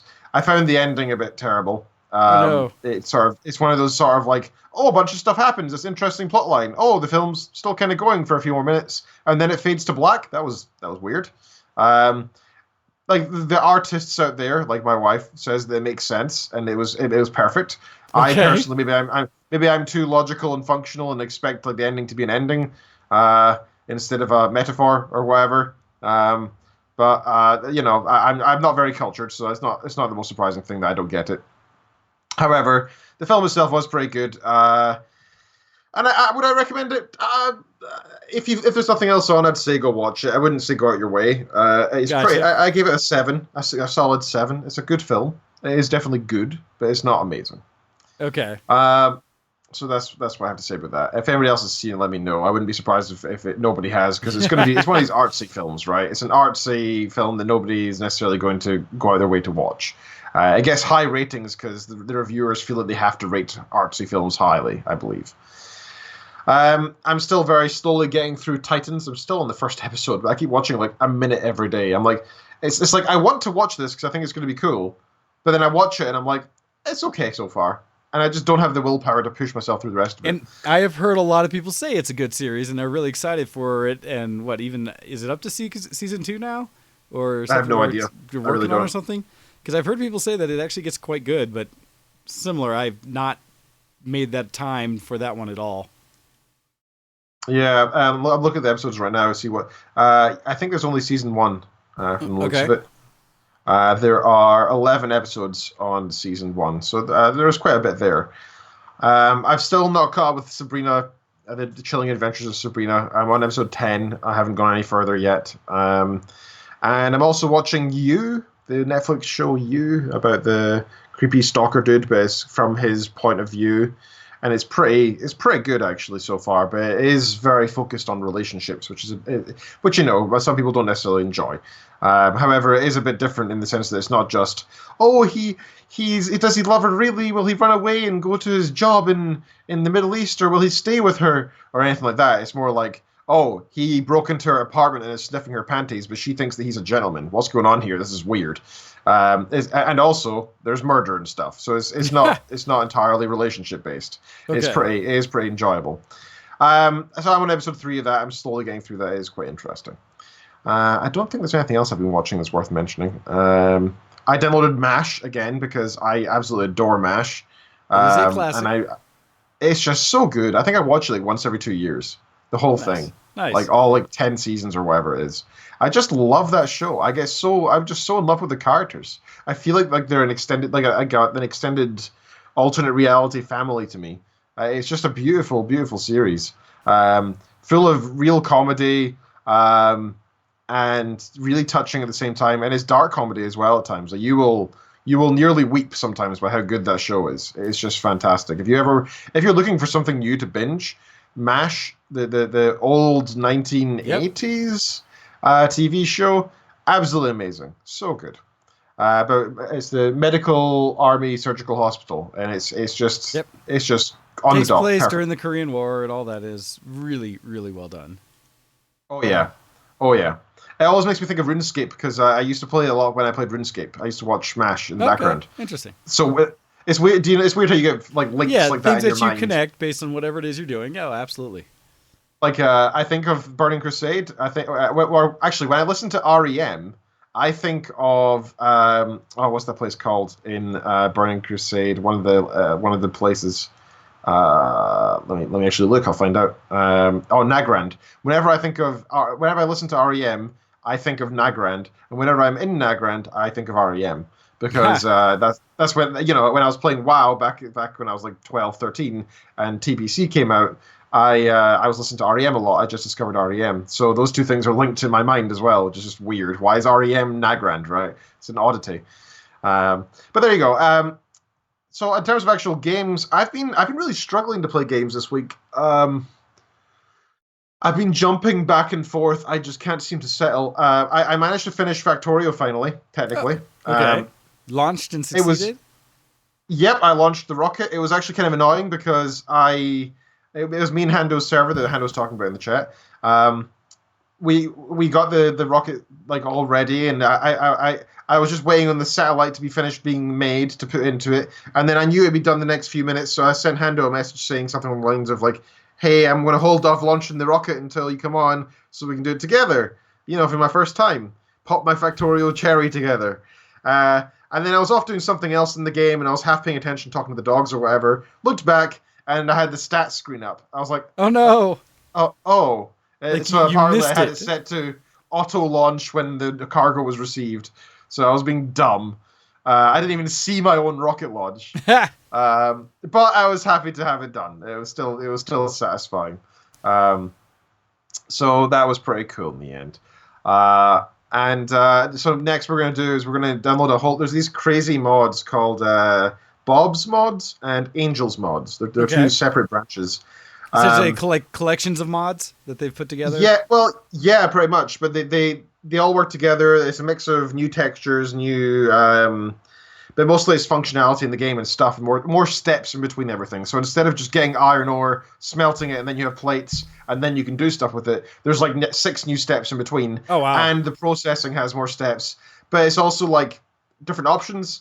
You could have the more energy consumptive kind of route, this really wasteful, or you can have the really efficient route, but it's slower, or whatever else, from what I've read up on anyway. So it'll be pretty good to try out. And Basically, you're basically planning on starting over a game with those mods as the core. Yeah. So at some point we're going to upend the server. I see Serathus kick in there and say, also do not Bob's mods. He says if you've just launched your rocket. So I'm not sure what that's based on, but I'm assuming that if you start from a fresh server, it should be fine and work out just well. Well, people tend to consider finishing the game, launching your rocket, as kind of a newbie thing, right? Like I'm 300 hours into that game now, 330 hours or whatever. But in the end, that's nothing because some people, have thousands of hours, and some people and launching your first rocket, some people actually do like rockets per second as a consider, or rockets per minute as a consideration how far into the game you are. Gee whiz. Like I'm currently on something like 1 rocket per hour, which is really unimpressive. Some people are on like 300, 400 rockets per minute or something. Like that's how fast they're. The point of their silly. How powerful their factories and how optimized they are. No, it's not. It's good fun, and I guess we're definitely far away from that point. However, I think I feel comfortable with all the mechanics now that I could definitely learn more. You're ready to step up the complexity. You're ready to do more. I think so. Gotcha. I think I am. So I'm looking forward to trying that. It's going to be a lot of fun, and I think I don't want to do that until I have a bunch of time, right? Like I want to be able to sit down for a good 5-6 hours and be like, right, let's do this. And the cool thing is neither me nor Hando, I think, have any experience with this stuff, so we're going to actually learn it together. We're going to be like, how do Factorio Bobs and Angels? So it's going to be an interesting time for gaming. But other than that, I've really not touched anything else because, well, actually, I've touched 5 or 6 games. I jumped in them, fiddled around for 5 minutes, and thought, I don't want to play this. And I've done this over and over. I have probably played Diablo on my PlayStation more than anything, actually, just because it's been easy to do. Even though it's not necessarily what I want to do, it's just there. No, and the new season started, so. Yeah. Oh, geez. See, I've still never even played through a season, really. It's one of those things I feel like I should, but we'll see. It's kind of fun. It's its own thing. Can you play cross-platform on Diablo? To some degree, I believe, but I'm not sure fully or not. Maybe not. I'm trying to remember if I've run into anyone cross-platform because I've only played it a little bit. and only a handful of times truly multiplayer because I'm always like behind what everyone else is doing. So Well, 3 months ago, there was an article by VG247.com. I don't know how legit they are, but they have issued. Apparently, they said that Blizzard has issued a statement regarding cross-platform play for Diablo 3, and you might be disappointed. It appears Blizzard is not actively working on Diablo 3 cross-platform play at present, after all. bummer. That's a shame. All right, so no, you can't really. Bummer, because that would make it so much better to do. But oh well. Yeah. It'd be more fun with other people, but oh well, whatever. I tried Diablo 3 on PC, but the problem is I have none of the not mods. I have none of the DLC I don't have the expansion either, and I actually really hate the UI. I really dislike it. On PlayStation, it's really obvious how to play, and I just hate this whole hold right click to move.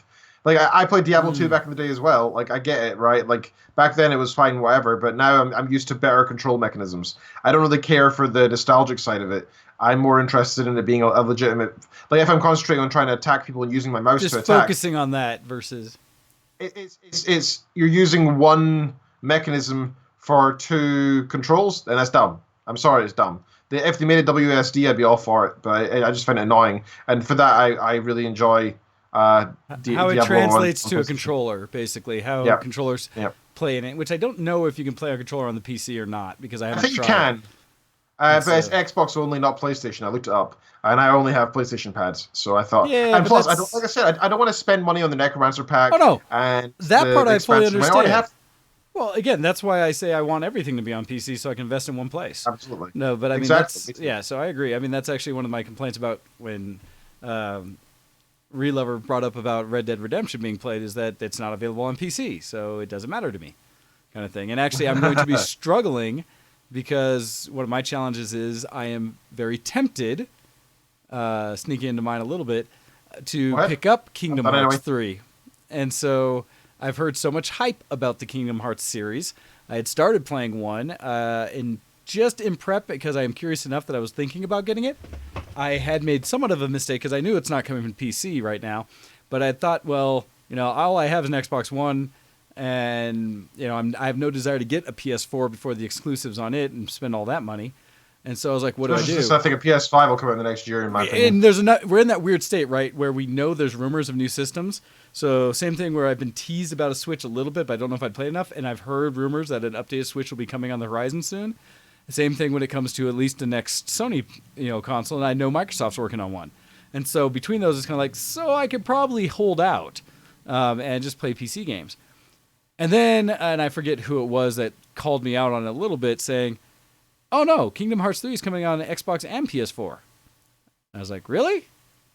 Because I do have my Xbox One S, and so... Well, if you got it, then just get the game. That's fine. Well, it's kind of that thing, and I was like, well... And so now I'm challenged a little bit because, one, everybody's going to start like day zero jumping in it and trying to scream and talk all about it because they're going to hit it. I know people who have taken the days off and everything like that, and they cannot wait to start playing it.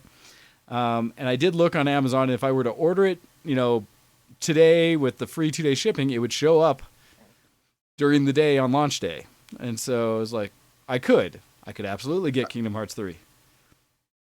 Dude, I don't see it as much of a question. It seems like if it's the kind of game you enjoy, why not get it? And being part of the hype's kind of fun. So, and that's the thing. The weird part is because I've not truly been able to be part of the hype on a game for so long. A little bit on the last Call of Duty, but beyond that, not really. And so I'm tempted. And in getting prepped, yes, even Kuro put it in there and said that about Kingdom Hearts 3 on Xbox, is that I actually went and watched a bunch of YouTube videos. I was trying to prep for this coming week where I was updating my Hamilton cosplayer, trying to fix a few things and clean up some parts of it on Jefferson. And so while I was working on that, I put on various YouTube streams that were all talking about the lore and story of Kingdom Hearts from 1 and 2, as well as tying in all of the little side games on mobile and everything that have come out. And so with that, I was like, all right, maybe I will check this out because the story sounds interesting. Although it's also weird because I didn't tie it as much into the gameplay because funny is all the recaps talk strictly about the main characters and very little about how that interaction occurred with like any of the Disney characters and stuff like that, the actual like kind of the whole world that you run into. It talks about the whys, but it really only talks about the story between the main characters. And so it felt less like the actual Kingdom Hearts game and it was almost strictly just talking about the main plot points behind it, which is interesting. And so after hearing all of that, I am a little more prepped if I were to get it, and I am very curious.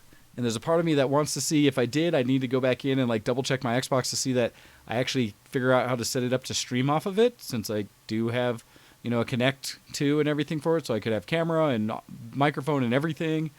And I've just never streamed from my console, so I like have all these thoughts. But then the other thing that's lingering in my head is that while I could get it Tuesday, I have work, and that evening I have some things going on, and I have to finish prepping because Wednesday at dark nothing in the morning, I fly to go to Florida so that I can go watch Hamilton. And we'll be out of town for most of this week, where I won't have the time to sit down and play it day zero kind of thing. And so I don't know. I don't know where I sit on it yet. And plus it's another like $60-something that I haven't budgeted to just do right now. So we'll see. I haven't decided yet. I have today to figure it out. And well, yeah, maybe it's best to hold off then. Because, like, do you have time in the next 2 weeks to play it? I guess I do. Question, I do because my last big push was this, and then I have other things I have to accomplish, and there's other challenges, right? Because I keep telling myself stop buying new games, right? Because I have so many old games to play. In fact, one of the things I just started checking out, and it was as I was looking for other things to get for copy, essentially, for birthday type things, since she was difficult this time to find things for. In doing so, I looked through kind of what she already owned on Steam and stuff like that, and what things were out there, and I saw, what was it, Tomb Raider, or Rise of the Tomb Raider. Oh, nice. And because I saw, I was like, oh, hey, that would be a nice one to grab. I looked, already has it. I was like, huh. Or it was one of those ones where, no, it might have been not been Rise. It might have been because I asked her about the first one. Shadow's the newest one, yeah. Yeah, Shadow's the newest one. That's the thing. I didn't realize actually we're up to 3. But I had loved the first one. And so of that, I looked through and I realized I have Rise of the Tomb Raider and have never played it. Me too. I forgot. I played a little bit this week as well, and I actually really enjoyed it. And that was the thing. I picked it up this week. And I started playing it. Oh, nice. And so I'm enjoying the heck out of it and want to continue, right? I want to continue playing it at the same time. And so that was kind of this weird thing where I did the same thing. I realized I had it and hadn't touched it because I thought it was Tomb Raider, the reboot, which I had beaten. But no, this is the new one. And so I started playing it. I was like, oh, I'm enjoying this. This is fun. And so it's like, darn it, I have another game I'm enjoying. Why would I go and pick up another one to try to maybe invest my time in? So we'll see. So apparently there's no co-op. There was supposed to be, but they removed it in a quote for a better campaign. So we actually can't play together, sadly. I was just thinking that could have been cool. In which one? Rise of the Tomb Raider. Oh, no, yeah, I don't think I've seen any true co-op in that one. That would be fun. I mean, but that's the weird thing. I love single-player experiences because I get to play them at my own pace. And the stories are way more in depth, and there's just the experience is such a controlled thing that I actually really, really enjoy the presentation. So we'll see. But yeah, so I'm on the fence. I kind of want to join the hype and do it, and we'll see. I don't know. Too many things going on. So that's a thought. But yeah, at the same time, like I said, Rise of the Tomb Raider is fun, and I really like it. And so yeah, it's cool. I will probably play more of that as well. Still playing League of Legends, a couple of ARAMs, things like that, and that's kind of what's going on with that. Other than that, the main thing I am prepping for geek-wise, and I was struggling this morning because I had ideas that kept running into my head over this week for updating, again, kind of the feel and look and streamlining of how we do the show.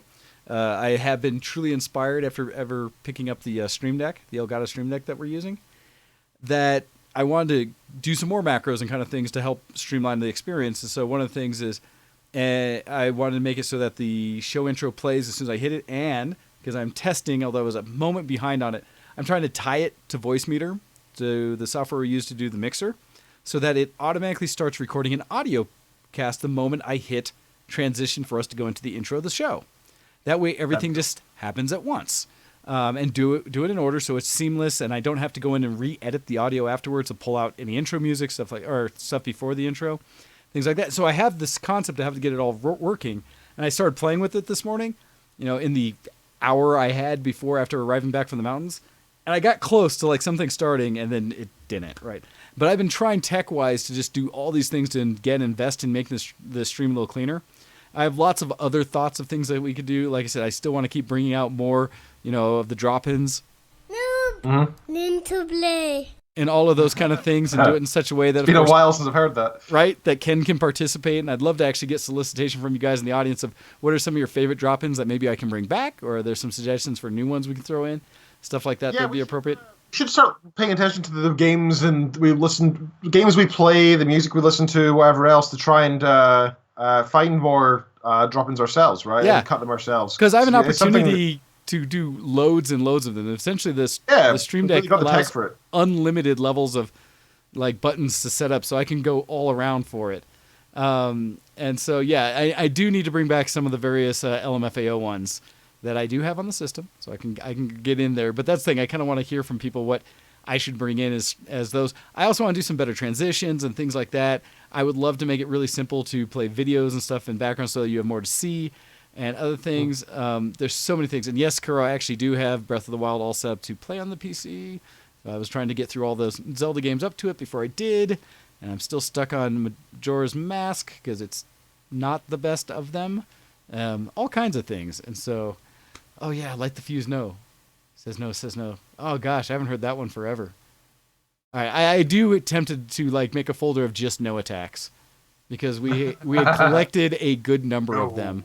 And that's one of the things that I'm actually curious and need to see. I need to check out Octail's show and Mog's show to see if they, in theirs, use any of the drop-ins and such, because I know Octail was primary in getting a lot of those things approved for us to use. And so I'd have to check and see what he's doing. But I have a lot that I'd love to check out. And what? Wait. Okay, so Kuro, you actually put a link in there that I am not aware of. I have a way that I've played it, but it says... You posted a link that says, download The Legend of Zelda Breath of the Wild on PC using Semu. Oh, okay. So, it's still using it to emulate. Because Semu is just a Wii emulator for the Wii U. And so... I didn't realize that was even a thing. That's pretty neat. Yeah, no. Well, there's emulators for most consoles up to the Wii U. I mean, obviously, it's immoral and illegal, technically, in most places. Well, it's just, if you already own the idea behind it is if you already own the license... because you've purchased the game in some format, then you should be able to play it where and however you want for the most part.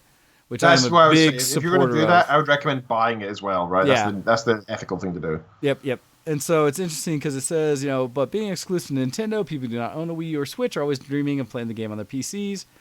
And it talks about being able to play it, basically all you have to do is download it, have DirectX and a C++ redistribution, and you can get hold of it. It's interesting. It's a whole article, and you can follow the link that Kuro provided of how to install Semu and do things with it. I am admittedly already aware of all these things. I don't bring up emulation nearly enough. And there are some updates that I think that it brings up that actually make it perform significantly better. Because I know when I first experienced or tried to make it work, you would be lucky to get like 10 frames per second. And now I can comfortably get somewhere in the range of 40 to 50 on average in normal environments. That's playable. Oh, it is very much 30, so. I mean, it's not full 60, playable, but really. yeah. And so it actually works really well. And I've heard some discussion because it is the one that you'd be playing is the Wii U version. And I've heard that some people who play it on Switch think that it's absolutely necessary to have the motion of the Switch that you can do to look around, aim, and do some stuff. So I don't know how that plays out in the Wii version or the Wii U version. But yes, that is one thing you can do, Kuro. Absolutely. It's funny because there's a lot of things like that I'm aware of, but have not done anything with. So, yes, very cool. I think plus there's the alternative of, do you have any friends who have a Switch who have finished Breath of the Wild that you can borrow off of? Because in reality, that's the way to get past the both ethical and legal requirement thing, and you get to experience it as it was made for, and probably in better quality that you can emulate. Well, you say that, but emulation actually does some pretty cool things that most native consoles don't. Like when you emulate older ones, you can run regular, like anything rendered at a much higher resolution. So I can actually run the PlayStation 1 version of Kingdom Hearts at 4K and have the polygons show up at 4K and look beautiful. The textures in the background do not. But the nice thing is you can run it in non-standard resolution so that you can run it 4:3, 16:9, whatever, and it actually renders out beautifully. So there's a few games I've played. Same thing with like Nintendo 64 emulation, where seeing Super Mario 64 in far greater resolution than the old GameCube could ever do, or the old 64. That's crazy. I didn't know that. Actually pretty cool. And there's some people that have actually For done educating me. texture mods and things. Oh, dude, emulation's wonderful. And it's I one of those always knew things- emulation was a thing, but I didn't know it was available to that extent. That's madness. It does so much. In fact, I have some articles I should bring up about modders and stuff in general. Like one that brings up that it's been sitting there. I'll link it and won't talk heavily about it. But it's a link talking about modders that have basically made Fallout 76 less frustrating to play because I love modders.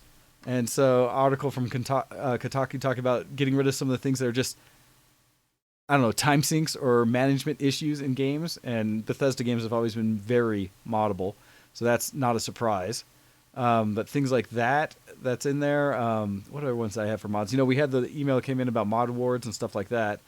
I thought I had some others because there's a few things like I had posted last week about people taking whichever Mario, like the 64 engine, and recoding the original Super Mario Brothers in it that you could download for free. So I should probably talk more about modding in general. It all depends on what games I'm currently playing and whether I'm doing mods with them. But emulation's another piece of that. They kind of go hand in hand. And so that's awesome. And I love the link that you said in there, Ken, about buying potentially some of these smart power strips. I'm actually on Amazon doing it right now. So I can talk about that a little bit if you'd like to, but I'm aware that I spoke a lot in the past hour. Well, no, it's funny because Kuro mentioned it to a degree as well. It was just talking about how much automation he's doing. I'm actually trying to figure out ways that I could automate things better in my house and things I would actually care to do. And so I've been looking more and more about little like projects. And then as we run at the end of the time here and haven't really done much news, that's all right.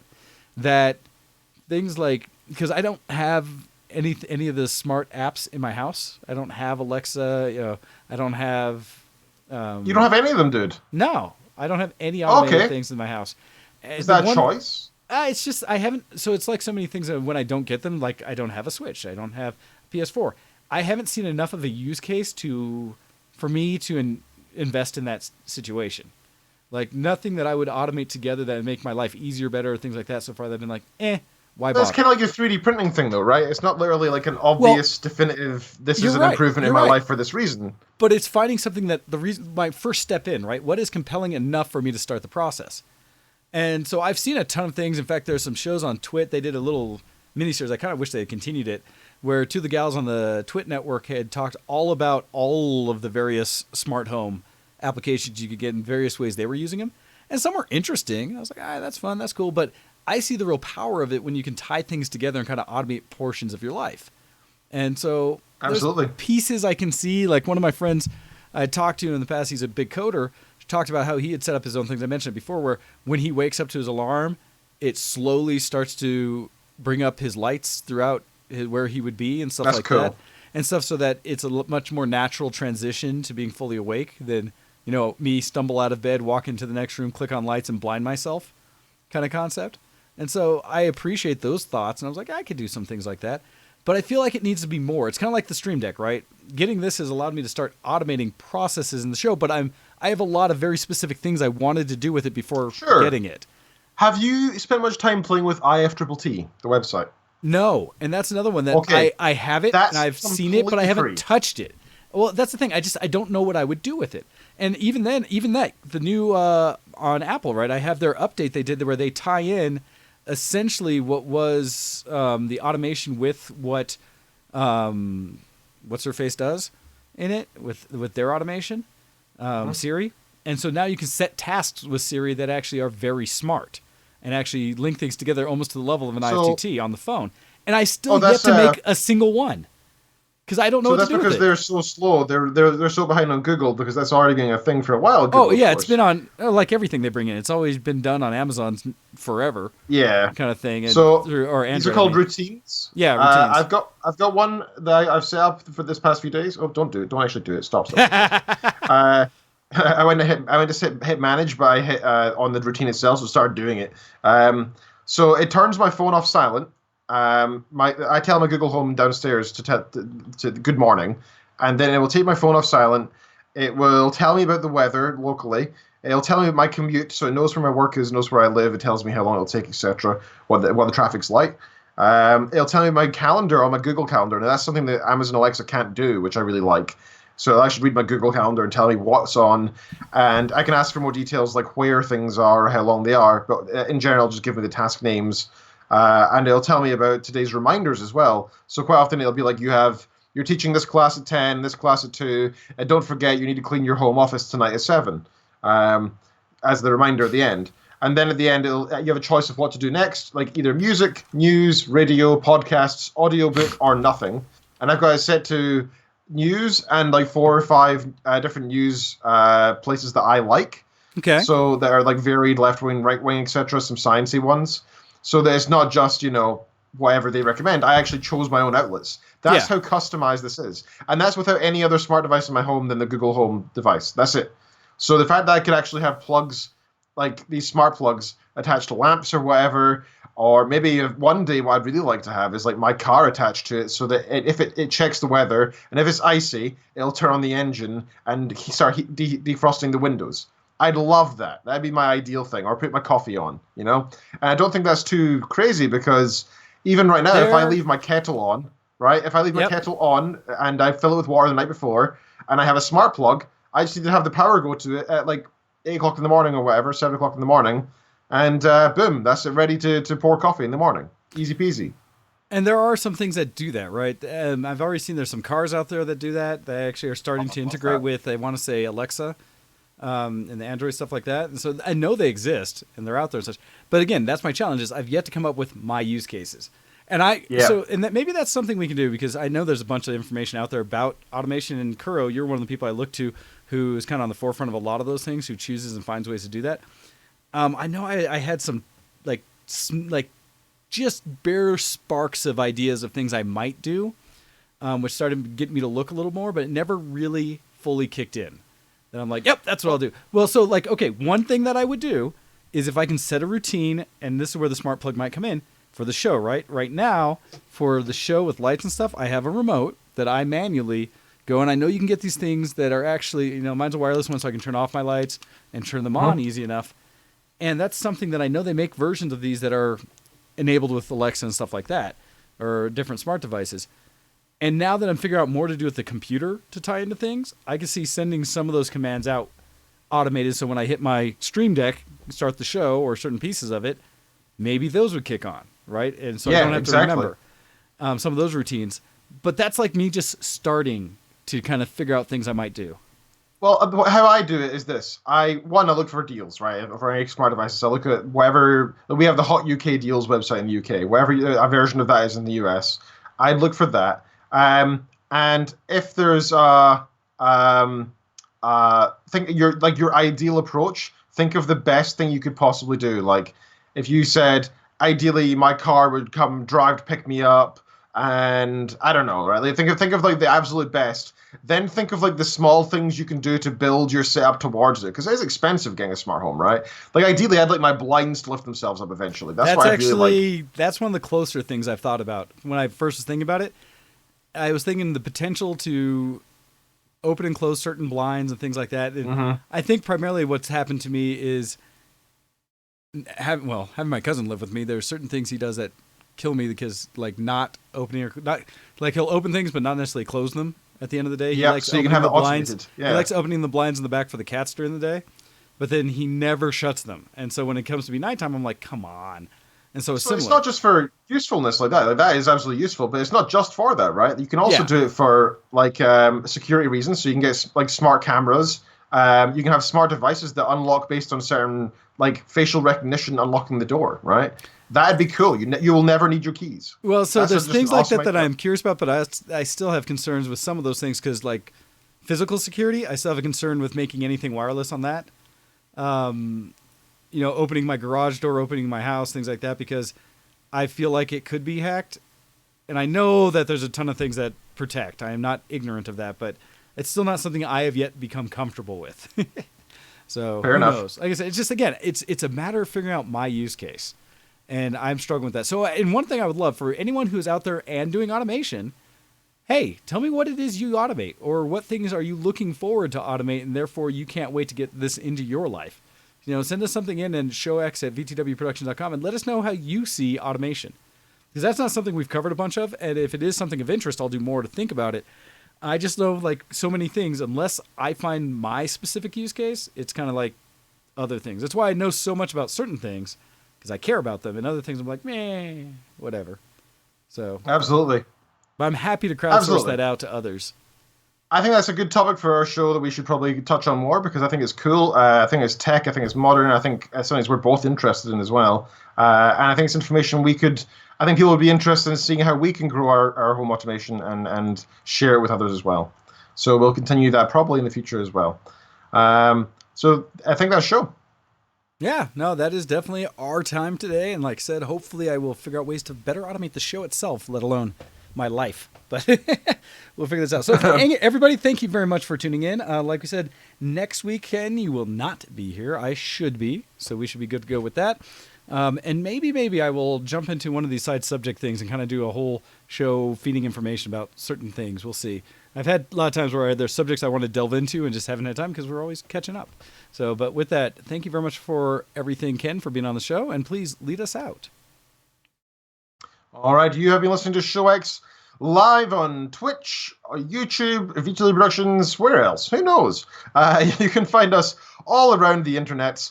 You can find us on Facebook. Please do like our page there. That's always good to like it, because we have a bunch of news that we share there, not about the show, but like general gaming and tech news that we find interesting. I'd say on average, each post we have has about like maybe 2 or 3 comments, a couple of likes. The community communication going on there as well, which is nice. People saying what they think of the articles and sharing their information back and forth is quite interesting. And plus, it's a good way for you to get some news that we might not get to in the show like today. You can check us out on Twitter by going to twitter.com and going to /VtWShowX for the show itself, /GoHex for myself, and /DocDead for Mr. Wayne here. And if I had to say for Facebook, just search for ShowX. You'll find us there easy peasy.